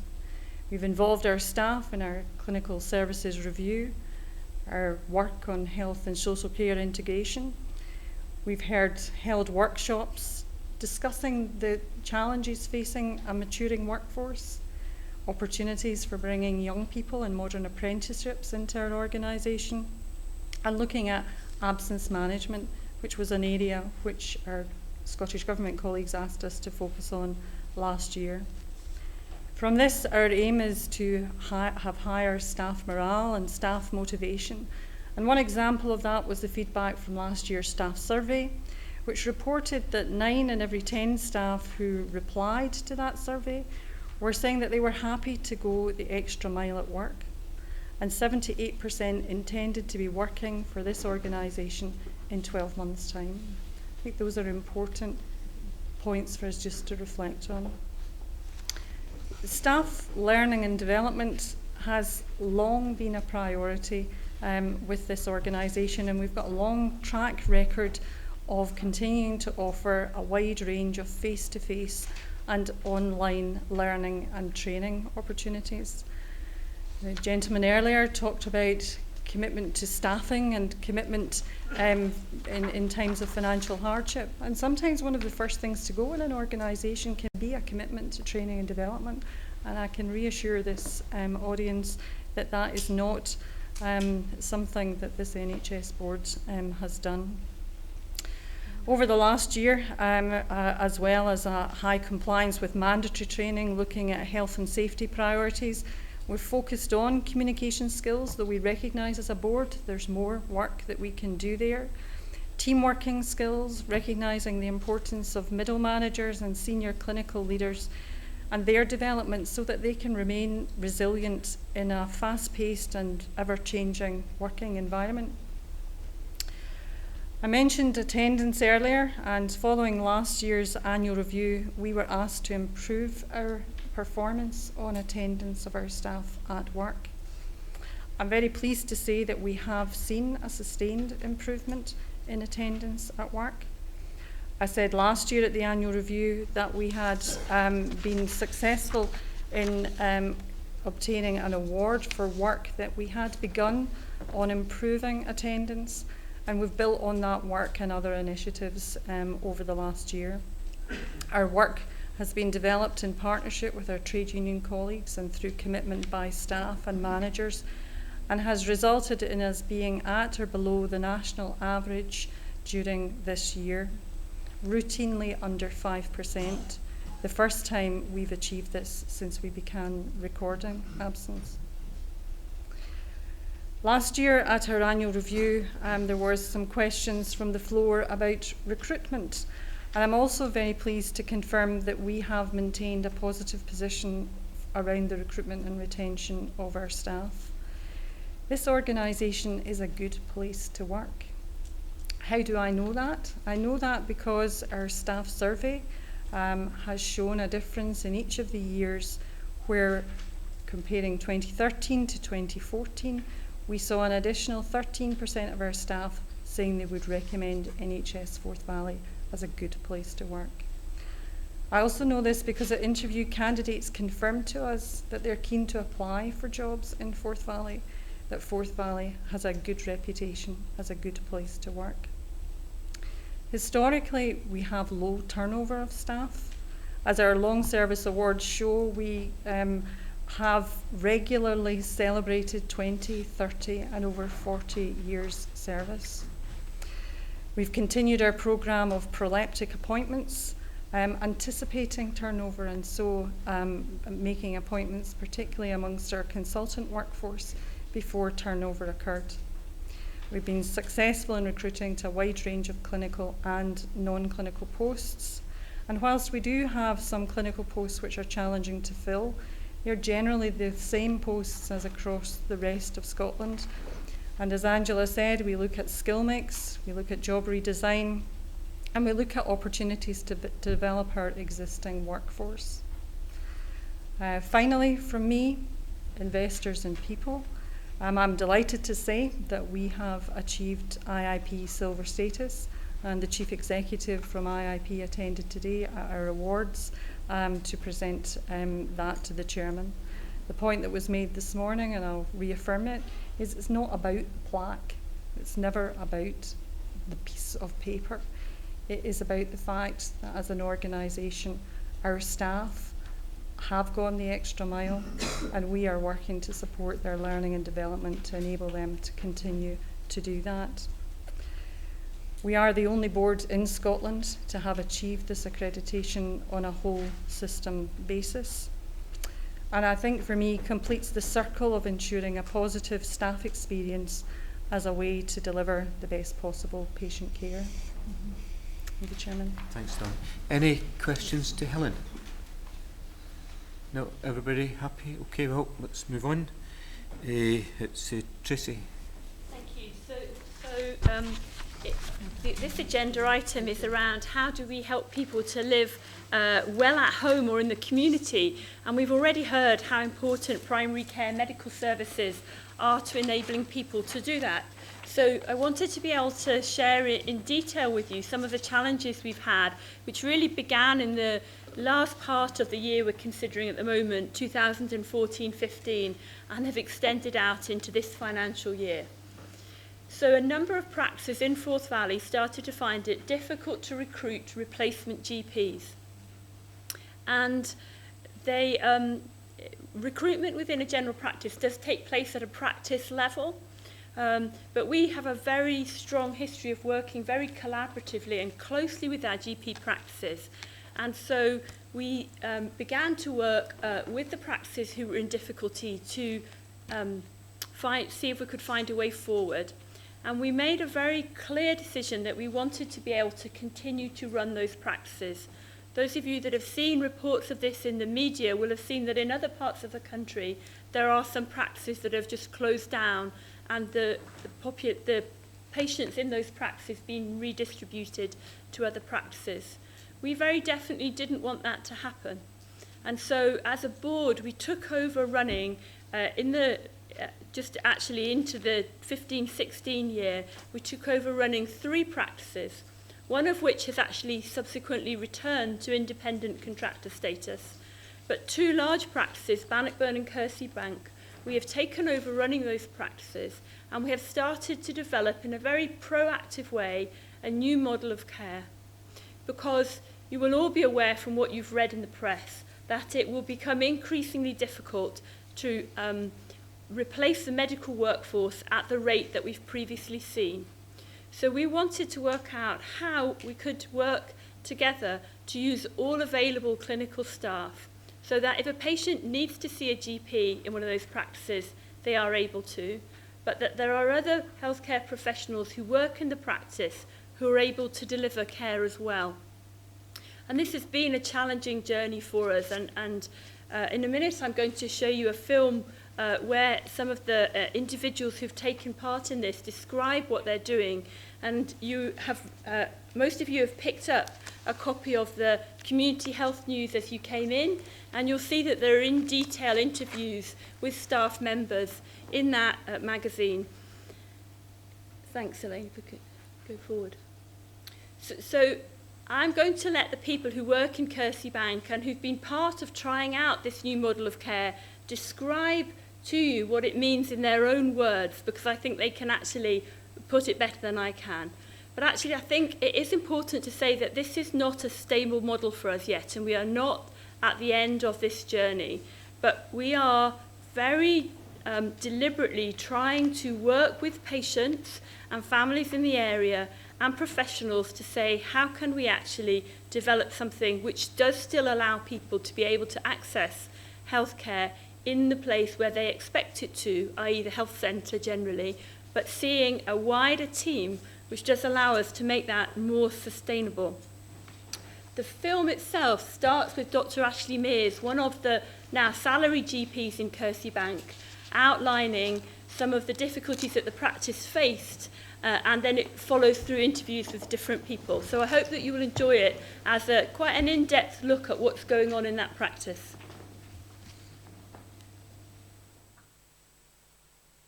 From December until April of this year, we were 8 partners, and we slowly trickled down to 2 partners for 10,000 patients. So we were in a lot of bother, let's put it that way, because we couldn't clearly deal with the workload and stay together. So another partner, Dr. May Haggerty, and I decided that we'd stay on, we'd lose our partnerships, become part of the health board to see if we could help be part of a new way to do general practice. Because I think the way general practice is going now is unsustainable in terms of workload for a lot of doctors in the central belt in busy places like Edinburgh and Glasgow. So we thought, can we be part of something that's new, that's different, that's innovative, that's somewhat exciting, and that could prolong our careers into something more satisfying. So that's really what this film is about, hopefully, and I hope it makes a difference for some doctors and practices out there anywhere in Scotland, and I hope we can be part of a positive change.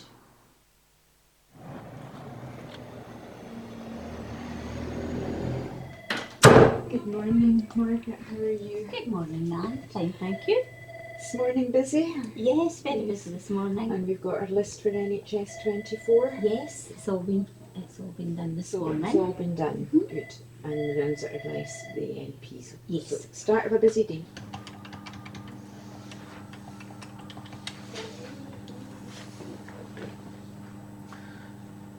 Hello, can I speak to Mrs. Walker, please? Hi. Sorry, my name's Paul. I'm one of the advanced nurse practitioners at Kersebank Health Centre. Yeah. I think you had phoned in a wee while ago. I'm just returning your call. What can I do to help you today? A normal day for me, probably we take and answer about somewhere between 30 and 40 calls each daily by way of the new sort of triage system that has been implemented, obviously because of the changes that have happened recently. So obviously people phone in the morning and they're put into a list according to whether they think they need to be seen urgently that day or whether it's something that they feel, you know, they can happy to be seen over the next day or two.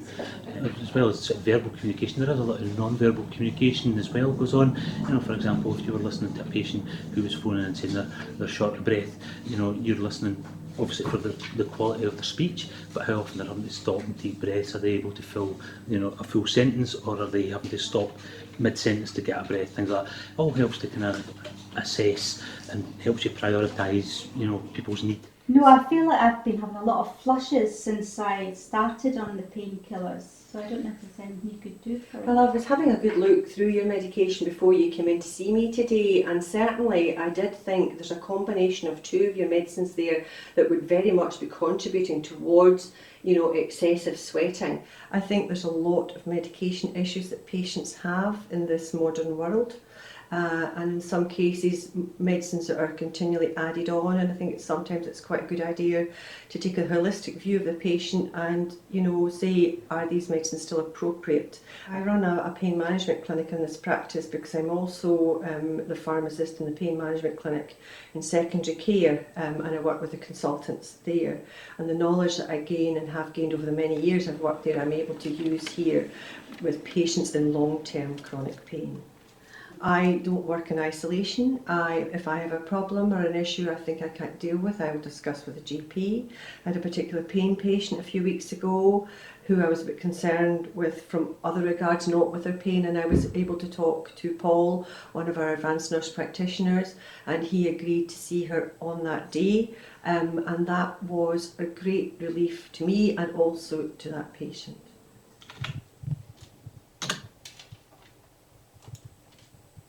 I think I'm the first mental health nurse to actually be based in and managed by a practice. I think there are teams in secondary care mental health that do primary care work, but not to my knowledge that this is the first post in Scotland of this nature. So really, just to get started, in your own words, how would you describe your current difficulties just now?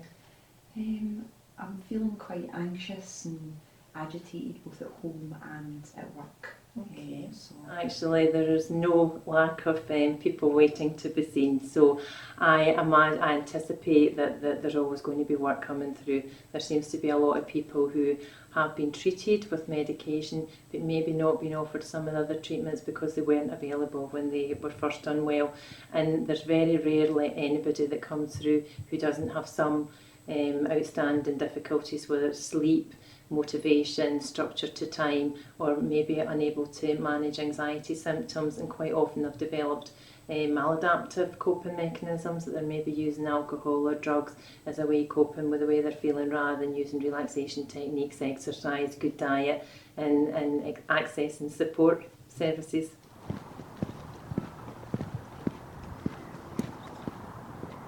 Five of our paramedic practitioners working here at Kerseybank Health Centre, and the guys that are working here are supporting the GPs and conducting house calls. The paramedic practitioners carry the same equipment as a paramedic, a defibrillator, ECG monitoring equipment, blood pressure, oxygen saturations, but they also have additional drugs that they carry that they can administer to patients, such as antibiotics and painkillers.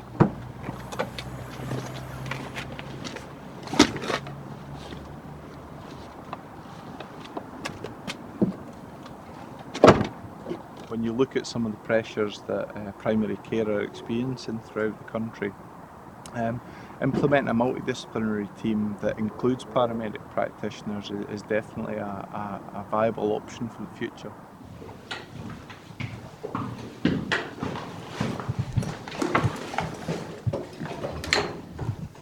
Hello Mr Miller. Hello.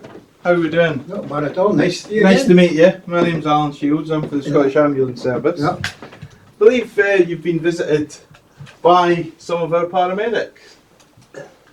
One, okay. Yeah. One of the paramedic practitioners from the surgery. Yeah, How did that go? very well indeed.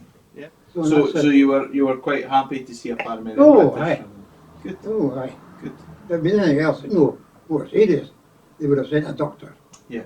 But the surgery where I phoned, I told them what the position was, the swelling of the feet. Mm. So they thought a paramedic was capable of attending to that job. So Exactly. yeah. And the care that you got was Okay, that I got after that was good. brilliant. Yeah. That's And good. no problem at all. Good. I'm still taking my salt tablets. Still taking your salt tablets? Yeah. Okay. 4 times a day. Yeah. 18 pills. I'm in the office, so you never really see me. I work behind the scenes, but trying to make sure that patients are happy. The biggest challenge is obviously patients' fears and expectations. Obviously the patient is paramount. We are moving in the right direction, but what I would say is that we're still trying to bed in, and you know, people are still trying to understand the nature of their job. Patients are still trying to be educated about what we're trying to do. So although it is positive, I still think there's more work to be done.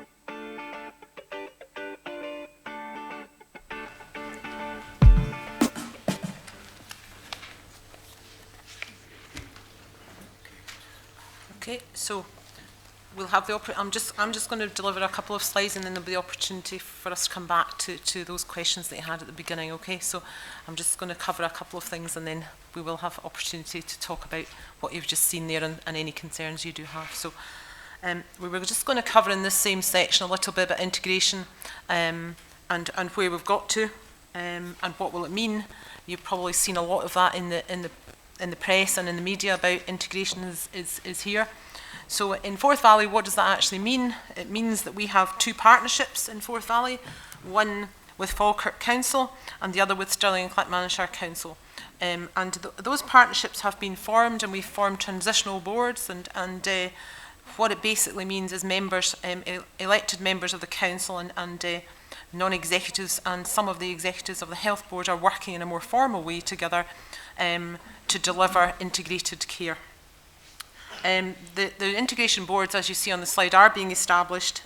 We have been meeting in an informal way, and I think in the next couple of months the formality of that will be has been approved now, and we will move into a more formal setting.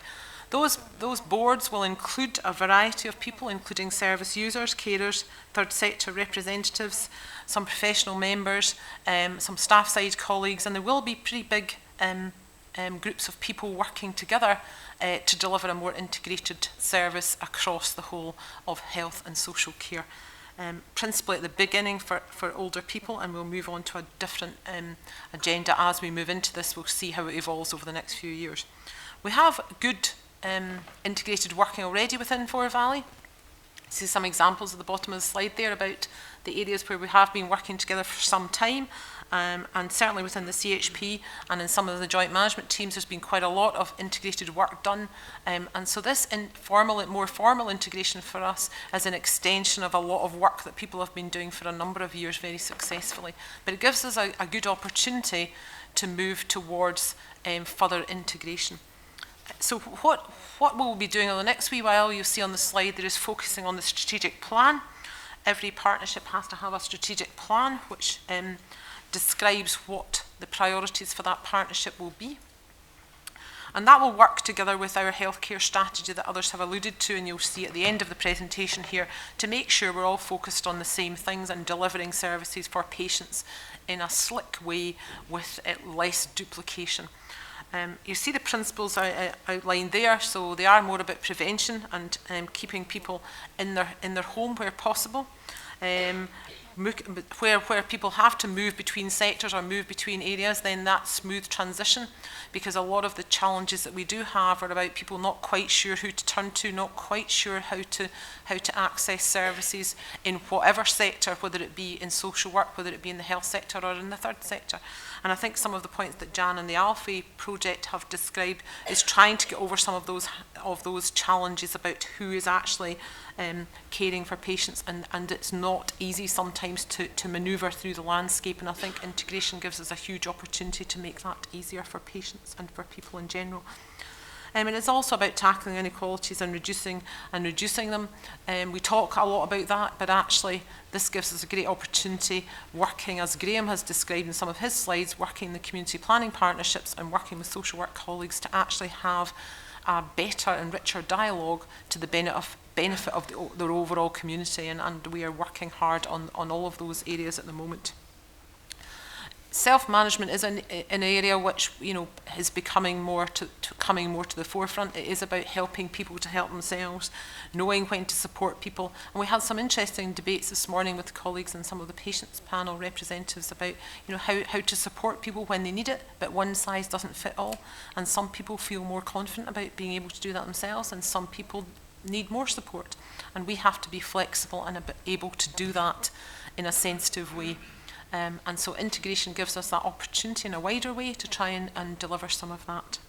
And the last point there is incredibly important. To protect the most vulnerable in our society is what we're here for, whether it be in health or whether it be in social care.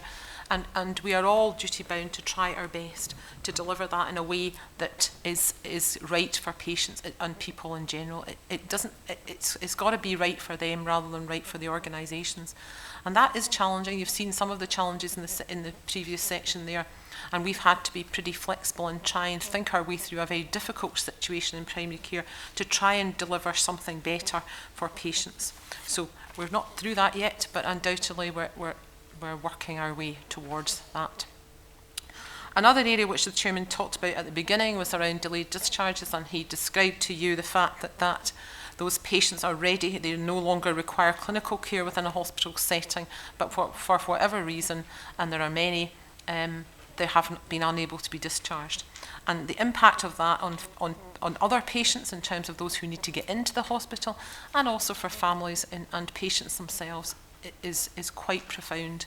So we need to put a lot of effort into that, and we have been, but there is much to do in this area. We'd made some progress at the beginning of this year. However, the problem has continued, and we have seen it increasing across Forth Valley in recent months. There are many reasons, some of them to do with access to care homes, some of them to do with patients who require guardianship, some to do with packages of care, and we are working with our council colleagues and with our own clinical staff to try and improve that situation. But that is one of the challenges we face at the moment, and we'll continue to work hard through the Health Board, but also through the new integrated joint boards to support that delivery of that change, which is absolutely essential. I think I've described the partnership approach already, and some of the actions are described there because it is important. It does require a multifaceted approach to this, so we have been doing some things around improving the discharge hub, which in essence means that patients have access to that discharge team on seven days, and looking at anticipatory care in a wider way and making sure that short stay and beds are delivered and available in care homes or wherever the appropriate environment is, and we've seen some good examples of that, but we're looking to expand that along with the night nursing service.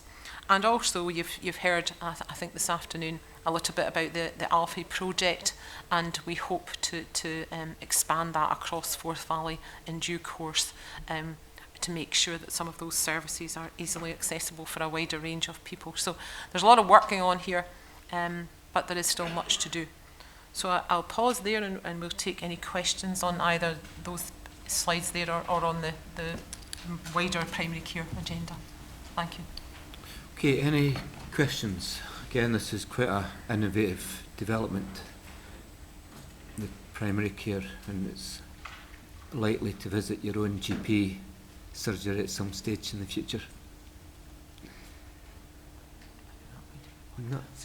That lady we want to speak.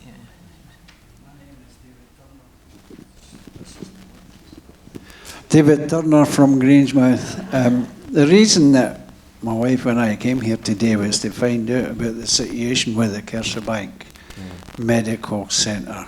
And we are concerned that there isn't enough GPs left in this practice to cover the situation. As my wife brought up, the immunisation programme, and if there's sickness and holidays, how is that going to be covered in training, etc.? Yeah. Well, Tracy's leading this, so Tracy, come in. I can give you some reassurance that we now have 4 salaried GPs who are recruited to Kersebank, plus an additional 8 sessions of GP time that are being put in on a regular basis from GPs who work in other local practices. And actually, across September, the number of staff that have been working out of Kersebank is actually the same as it was a year ago in terms of GP session time, plus the addition of pharmacists, mental health nurses, and the advanced nurse practitioners who are working in there as well.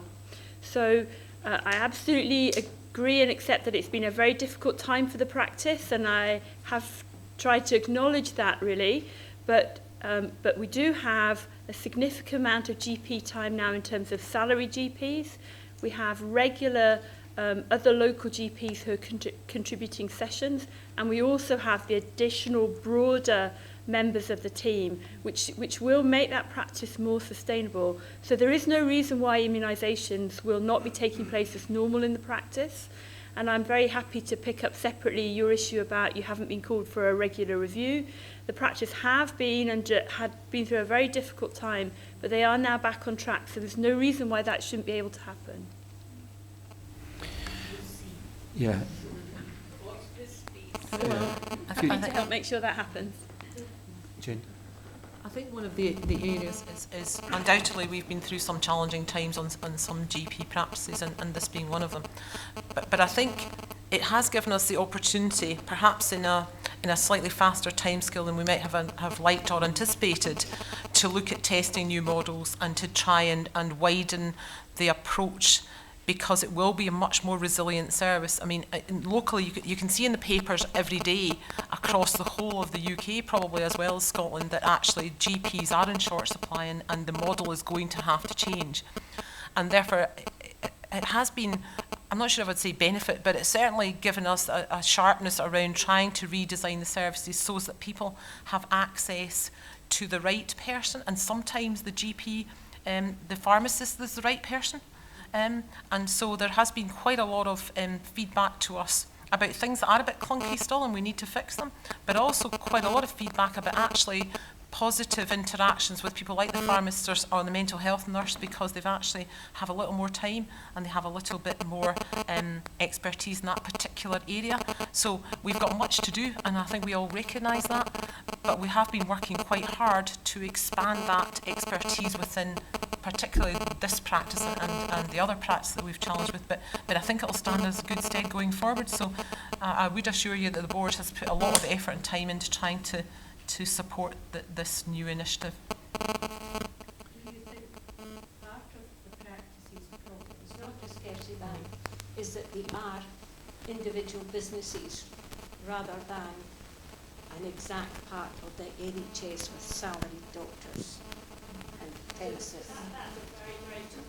Question, and there's quite widespread difference of opinion between different parts of the medical profession and the wider groups. There's no doubt it's going to come into much sharper focus as the new GP contract is discussed leading up to 2017. And there are some very, very powerful, passionate advocates still for the independent contractor model, and there are equally some well-informed, very well-respected GPs who will say maybe it's time to change. And so I think there are a wide range of opinions about that. If I can just add to that, that's actually one of the issues that's been some of the challenges around recruitment, because some of the newer graduates, etc., out of medical school don't necessarily want to go into a partnership immediately. They may want to do that at a later stage, so it is one of the reasons that we need to look at things differently because of for that reason. Okay.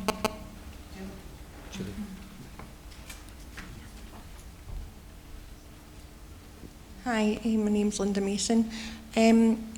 I would like to think eventually that this would turn into a positive. The thing being, everybody kind of looks at it negatively, but as someone who lives with a disability, I feel that happens to me all the time. I mean, I'm speaking for a lot of people with disabilities, like breast screening, like smear testing, and they'll say to you, I'll get back to you because you can't stand up enough to get onto a bed, so we need to get you specialist kind of treatment, either come to your house or you go to hospital. And that's fine and dandy, because, I mean, real life is what it is. But I think when a nurse or doctor is sick and they do not get back to you people like me with a memory like a sieve, to have to depend on myself to remember to phone about a certain thing, I go through the net all the time, and I'm speaking for a lot of people, especially with multiple sclerosis. You have a specialist nurse for MS who's there at most times of the day, who do call you back, who are very good, but it's other services that you have to depend on. Your GP speaking for you, it doesn't happen. So hopefully now that we're getting new GPs, maybe they'll have more time to actually think about the people who can kind of stick up for themselves.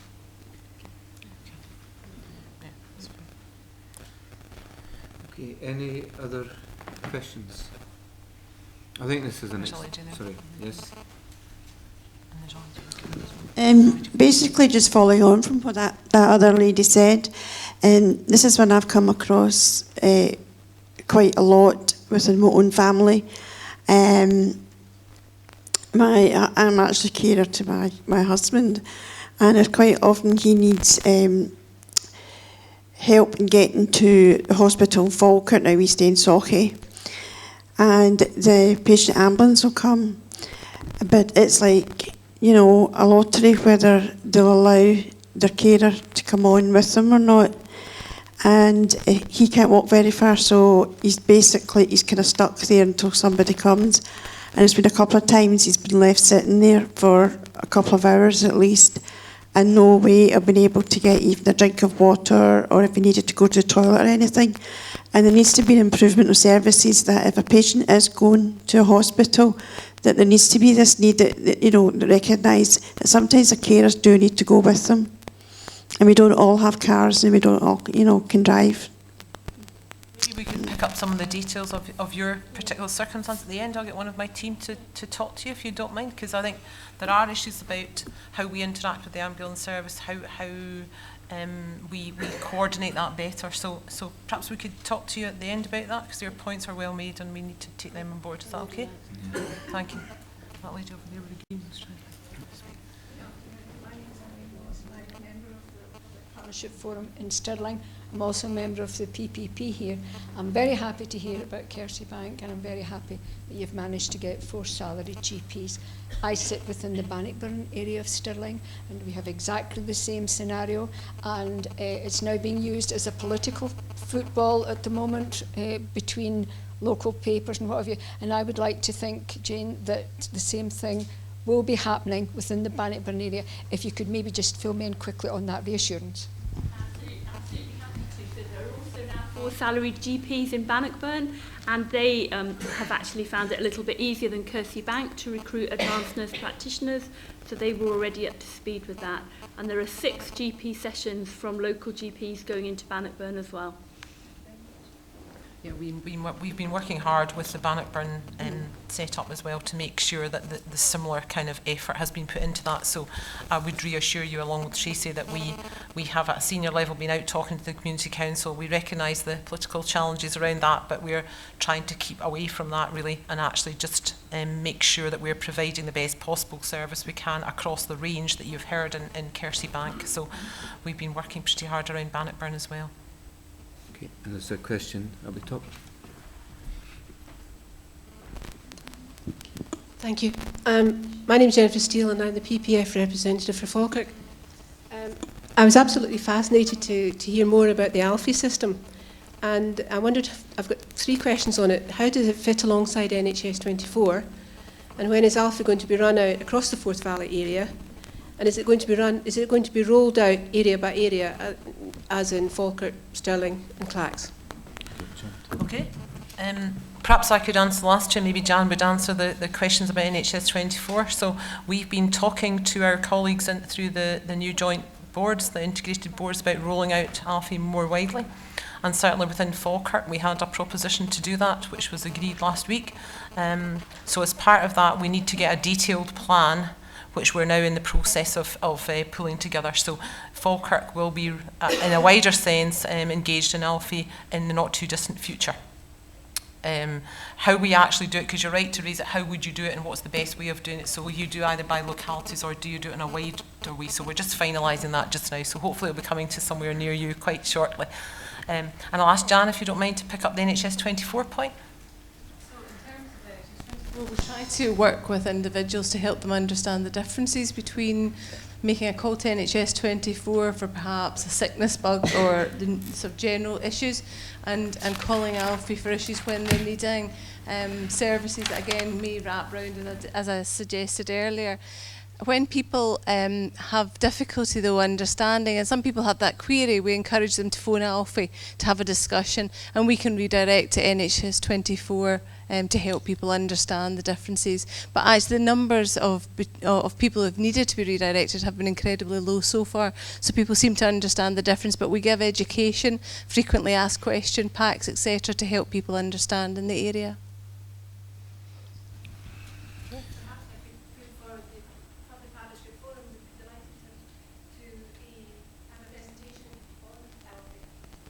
I'm sure we could accommodate that. Yeah, that's fine. Thank you. Very good suggestion. Hello, Margot Biggs, Patient Public Panel and PPA. 2 questions relating both to the earlier presentations.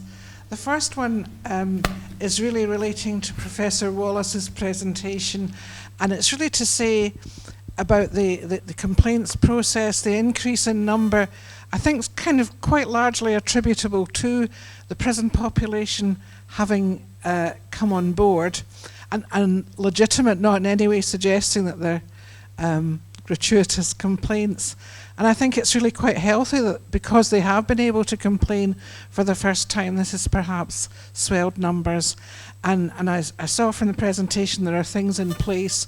And I know from from the award that Sandra Campbell won for sort of going in and looking at cancer services for prisoners, this is perhaps an area where complaints will decline, and where the sort of effect that's been produced by taking prisons into the sort of remit of Forth Valley Health Board, is ultimately quite a good thing.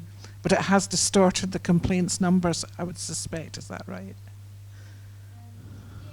Yes. In the previous year, we did have higher numbers, particularly from one prison, and it's a prison population that we might expect to be quite active around complaints about healthcare. I have to say that not all of the rise is attributed, because before we had the prisons, I think from the keen eye, people noticed that actually our formal complaints have been rising, and we've looked at that in depth, and I know that the patient and public panel and the patient and the public forums have been looking at that with us, and there are areas of that. I think we look at it in depth to make sure we've not got specific issues, but we have created a culture where we're really keen to get feedback, and Jane described it earlier as well. What we're really looking for is our staff to be dealing with things as they happen, and I think we feel that being really responsive to that, particularly around how we implement some of the person-centred stuff around what matters to people, we believe doing that we might see less numbers of complaints, but we'll still have areas that people will want us to investigate quite thoroughly, and we think that's natural. So we're trying to keep our feedback open. We're trying to reduce our numbers of complaints by getting it right earlier, and where we have got complex complaints, really spend our time investigating it and giving people the confidence that we're taking it seriously, we're understanding what people say, and showing them that we've made improvements where we can do based on the feedback. So the prisons have changed their numbers, but I'm not quite sure that I would say that they were the reason, but thank you for that. And it's something that the board and all of the organisation are spending an incredible amount of time, and it's the balance between making sure we're an organisation that's open to hearing that, but also making sure we're an organisation that takes away things that we don't want people to be complaining about, and you know that's the two areas that we're trying to focus on, and we've got a big effort this year, so hopefully this time next year I might have hopefully a positive, a different story to tell. So the second one is almost directed at the person taking notes at the back. Last year I asked a question about targets and their effect on health boards and how this impacts on patients, and I was just in the presentation aware that capacity issues for surveillance, for example, mean that patients are going to other centres for this surveillance, and that must be quite a significant cost for Forth Valley. That's the one part of it. The second part of it refers to emergency services and the triage system being advised by central government with a letter that they must try to redirect unnecessary visits to minor injuries or to their own GPs. And I just wondered how, whichever member of the panel would like to field it, feels that sometimes targets, although highly admirable from a patient perspective, may in fact have very long-term and costly effects on what the health board can deliver. Okay, so maybe maybe we answer that in two parts, and I could maybe talk about the endoscopy and the surveillance part of that. So our aspiration is to be self-sufficient in that area, but we've had some challenges. There has been increasing demand for those services, and we are working our way through the number of patients we have on the list just now to try and get that into a balanced position. The directorate team have been working quite hard on that. But we have got to use services that are available. We use the services of Golden Jubilee, we use the services of some areas in Fife, and that for endoscopy, and that has been part of our strategy to deal with that. And going forward, we would hope to be self-sufficient, but it is right that we should ask patients if they're willing to go slightly further away to get that timely interaction. In terms of targets, I generally don't enter into the political arena as to whether they're right or wrong. We have, in essence, we are here to deliver the government's policy, and that's what we're doing. We try at all times to make sure that we keep the patient at the focus, at the centre of the delivery of service. And patients don't want to wait a long time. They don't. They tell us that all the time. They don't want to wait a long time. I don't want to wait a long time if I think there's something wrong with me. So we try to put ourselves in a sensible debate around targets, and not do them at all cost, but do them right at the right time for the right service and the right quality. And that's what we're trying to do, is have that balanced approach to doing that. I think Tracy was going to pick up the other point that you made. So I was just going to add, really, one of the reasons why we specifically mention surveillance endoscopy is because it's not the subject of a target, but actually from a patient care point of view, it's extremely important.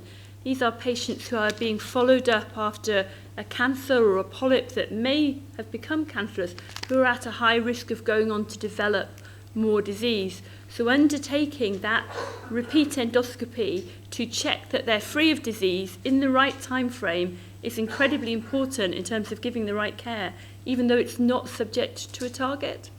So that's why we were being so explicit about the improvements that have been made in surveillance endoscopy, as well as those that are subject to a target. Just to pick up around redirection, I think that it is something that we have an arrangement to be able to do. I think what we would all recognise in practice is the number of times that it is appropriate and possible to redirect patients is actually very small. And that's because to enact redirection, the person has to have been seen by a consultant and been through enough of the diagnostic and consultation process to have worked out what's wrong. And I have a lot of sympathy with our staff who would rather just go on and complete the consultation and give the patient the treatment that they need. What they may wish to point out, there are other resources available in the community to receive care that are not the emergency department, but we are trying to be person-centred in the way we are following that. Final sections do. We'll move on to that and then we'll come back and have a general discussion. So move on to section 7, best use of is made up for resources. Fiona? Thank you. If I can firstly say, we spend about 550, finance usually has this effect. I don't know if this is our efficiency savings. Sorry.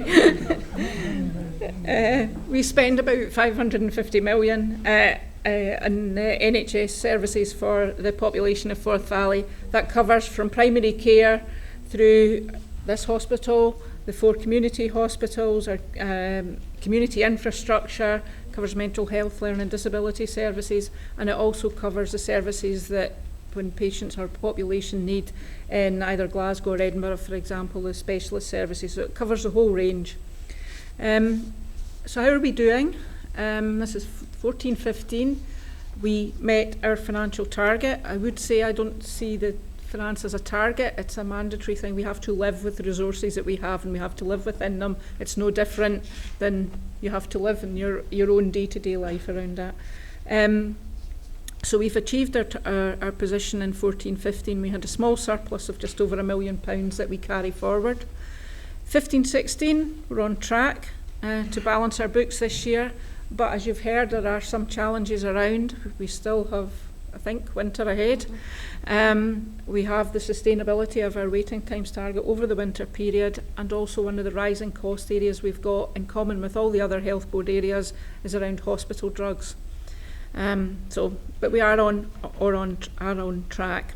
However, 16, 17 and beyond does look challenging. You will hear in the national media quite a lot made about different figures. There's a figure of £8 billion that's quoted, and quite a lot of people focus on that, which is the additional resource that's going to go into the NHS across the UK over the next 5-year period. However, most people forget to listen to the bit that says that's predicated on £22 billion worth of savings that are required. And that, in essence, is if we don't do anything, our costs would exceed. If we don't change, if we don't look at the different ways to do things, our costs will exceed the budget that we've got if we just stand still. And that's our version of the 22 billion. However, we won't stand still. Just some of the pressures we've got highlighted there. We had the little cartoons in the previous slide. So our biggest cost is staffing. Next biggest is is drugs across primary and hospital. And the next one from that is actually our building costs, for example, the infrastructure here. The pressures that come forward predominantly will be driven from demographic pressures that you have already heard. And I think for me it's important to tie into the next presentation why it's crucial for us is how we look at how we plan our services and how we use the resources that we've got wisely, and you'll hear from Graham around what we're doing about that under the clinical services review. We picked up already, and I think Jane's mentioned health and social care integration. Two things around the challenges around how we use our money, how the local authority does. It's in all our interests to use the public pound wisely. There are areas where we've got duplication, and if we can change that, we can make our resources stretch that bit further. We do have an opportunity in that we've got funds called the Integrated Care Fund, that will allow us to try some things out, to see if they work, to see if they make a difference, and that will then actually help us move our resources around. So it's not all doom and gloom, and we do like a challenge. I think just flick on to the next slide. We also have capital resource. That means basically our infrastructure, our buildings, what differences are we doing there? And there's just some examples of how we've used our resources in the current year. And we'd already touched on, for example, medical equipment. We cover our IT equipment from that as well. We also have been, and if you've been around the patch long enough, we've been selling where we've had sites that have been vacated. We've been selling off those sites to generate resources where we've not needed them for the future, and we've been over a period of time been really successful in doing that. Just in conclusion, for me, just a thing I would, a lot of the time the focus is on efficiency savings and what the position is, and it's 3% or whatever. I think the important thing for me is we focus on the 550 million that we do have and don't worry about the money that we don't have, so that we spend it the best way that we possibly can. And increasingly we're going to have to be innovative so that we can stretch our resources as far as we can. We heard good examples of that this morning. We just need to continue to do that. Okay, and I think with that point we'll maybe ask Graham to go on the clinical services review, which is hopefully how we're going to use the money innovatively. Graham? Okay, thank you very much. So you've heard the term clinical services review several times this afternoon, and we thought it would be helpful just to close the session with a discussion or a description of what the clinical services review is, where it's taken us and what's going to happen next. So the background to this, as you've seen in a number of slides, is that we face a lot of challenges going forward. We face financial challenges going forward. We face the challenge of the ageing population. In many ways, that's a great thing. We've done really, really well at keeping people alive. Life expectancy has increased. We've conquered many of the diseases that were killing us in our 50s. Unfortunately, the result of that is many of us are now living with the long-term effects of chronic diseases. So we have a population who are older and who are often living with multiple conditions, chronic conditions, and conditions that need regular follow-up, as we've talked about in the meeting. So that needs a different sort of health service to look after it. We also have new technologies. We have a much more savvy population. We have access to IT and technologies and so on. So the world's a different place, and we need to tackle that. And we also have the challenge of the 2020 vision, as has been described. So more people living more healthy, closer to home, and that's what we're trying to achieve. So we're faced with those challenges. We decided we needed to do a clinical services review to inform our new healthcare strategy going forward. This slide sets out in long and complex words what we were trying to do. Hopefully I've described it in a slightly simpler way, but essentially it's about delivering safe, effective, patient-centred care in the best way possible with the money that we've got going forward. And we wanted to do that in conversation with our population and in conversation with our staff, and by looking at the best things that other people are doing all around the world, to try and find out what we should be doing to achieve the best outcomes for all of you. So that's where we are. So the next slide. So the key components we thought of CSR were to review what we're doing at the moment, so start from where you're starting, then look at other systems and try and gather evidence of places that have been successful. There are lots of places that have done health and social care integration projects, for example, and have managed to land those successfully. There are places that run bits of services more efficiently. There are places that run services quite differently to us. And so we've looked around the world, and we've looked around the UK, and we've tried to identify places that we think have done novel and innovative things that we might use. So gathering the best practice from those, and we put that all together. We wanted to look at, as I've said, the potential of new technology, not just to bleep in the background in our meetings, but also to perhaps help people out in the community. So, for example, if a nurse comes to see you in your home and doesn't know how to manage you, why would it be a difficulty for her to have an iPad and look up what the current guidelines are for your condition, or to check what service is available and give you the answer there and then, rather than make an appointment for you to see somebody else in a very simple way. So we wanted to look at key performance metrics from the start. So we wanted to work out what we were trying to achieve, how much we thought we could achieve, and whether we could afford it, because it's got to be realistic and deliverable. We wanted it to be clinically owned and led, because this is very much about the clinical service. It's about the service that the doctors and nurses and allied health professionals and so on of Forth Valley are offering to you. It's about the pharmacists. It's about the mental health nurses, about the whole scope of people. And they actually know better than anyone what current services there are, where they fall down and where they could be improved. So we wanted that dialogue, and if we're going to move this forward, we need all of the staff to be on side. So we wanted very much big element of clinical ownership, and at the same time we absolutely wanted patients and staff at the centre. So we wanted to find a way of having the dialogue with patients and staff, getting lots and lots of input, using that to inform our process. And we wanted it to be very much focused on care, which actually is delivered where you need it, when you need it. So it's not all about bringing everybody to hospital, it's about us bringing the care to you and delivering it where you need it, when you need it. So that was our funding principles. We thought of lots of different ways to do it, but in the end we decided to chop it up into 8 work streams. This is the 8 work streams by title, and a rogues gallery of the clinical leads who led the work streams for us. And thank you very much to some of the people in the audience who actually led the work streams, and also to those who are not here today. What we did was a very extensive consultation process which ran through a number of different routes. We had some public meetings, we had publicity in the local press, we had post boxes in all of our wards, we had a community health news, similar to the one you've been handed today, which set out all the challenges and asked people to feedback. We had posters and practices and so on. So we took a lot of opinion from all sorts of different people. And these are some of the messages that you came up with. These messages came not just from the consultation, they also came from the work streams. So it's very reassuring to know that there was a common theme through here. It's about putting patients at the centre, it's about sharing information, it's about bring me to the hospital once, don't bring me backwards and forwards to multiple appointments with different specialists when I'm actually coming to the same place, possibly even the same polyclinic, and seeing a different doctor on different days. It's about help me to stay safely at home.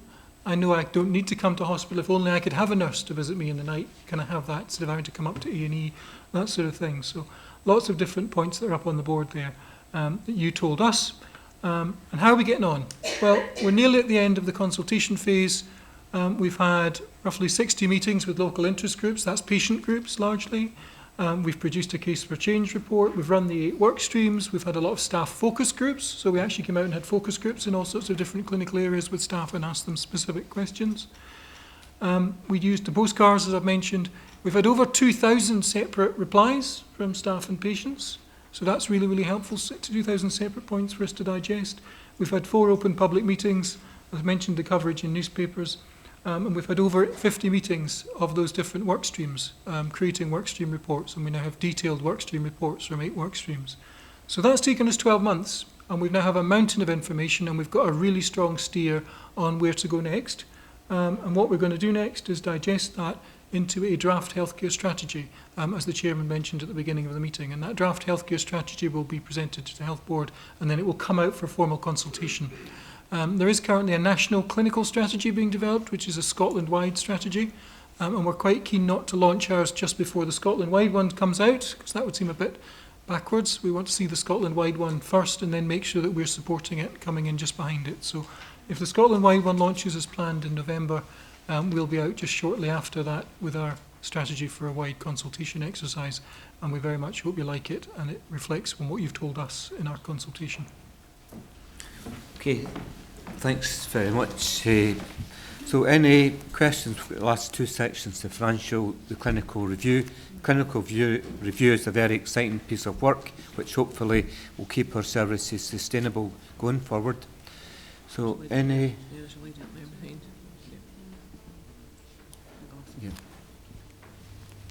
Thank you. It's actually about your point previously, but I never got a chance to ask last time. I do apologise. You were saying about how with antibiotics you're wanting less of a push for that, which totally understand. However, I am one of those people with a serious condition at serious risk. I have asthma, a lot of my family do, have diabetes, etc., etc. And we're a bit worried about that message at the moment because we've noticed a lot of the time that at the moment I've got a cold. However, previously I had a chest infection, and we've noticed a lot of the time we'll go to places and we'll say, right, we know we need antibiotics. I get chest infections like 4 times a year. Antibiotics are the only thing that clears it up. But doctors now have tendency to say, oh, it's just a cold. Go home, get over it. I'm like, that's not going to work for me, it's just going to get worse. And my family have noticed the same things. So it's not a complaint as such a note. We would really appreciate it if you could push something that would just say, make sure that the serious conditions are still getting the treatment they need, rather than just that being a blanket statement, no antibiotics, because that seems to be how it's been taken, and that's obviously not the case that it needs to be. So that's all I want to say. Thank you very much. Yeah. Thank you very much for making that point, and indeed it echoes something that we heard in some of the public consultation of the Clinical Services Review. As the Chief Executive mentioned during her presentation, there's something about putting patients at the centre of their care and actually respecting that patients are often the experts. So we need to have that dialogue about how we empower people to know when what's right for them.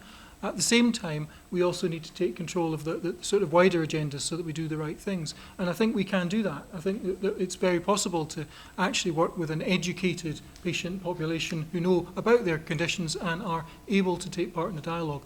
One of the ways it's been put very, very clearly for me is a message that other places have used. It's talk to me, not about me, and deal with what matters to me, not what's the matter with me. And I think both of those messages put together summarise what we're going to try and achieve through the Clinical Services Review really, really well. So your point is well made, and it is something we've heard in the review.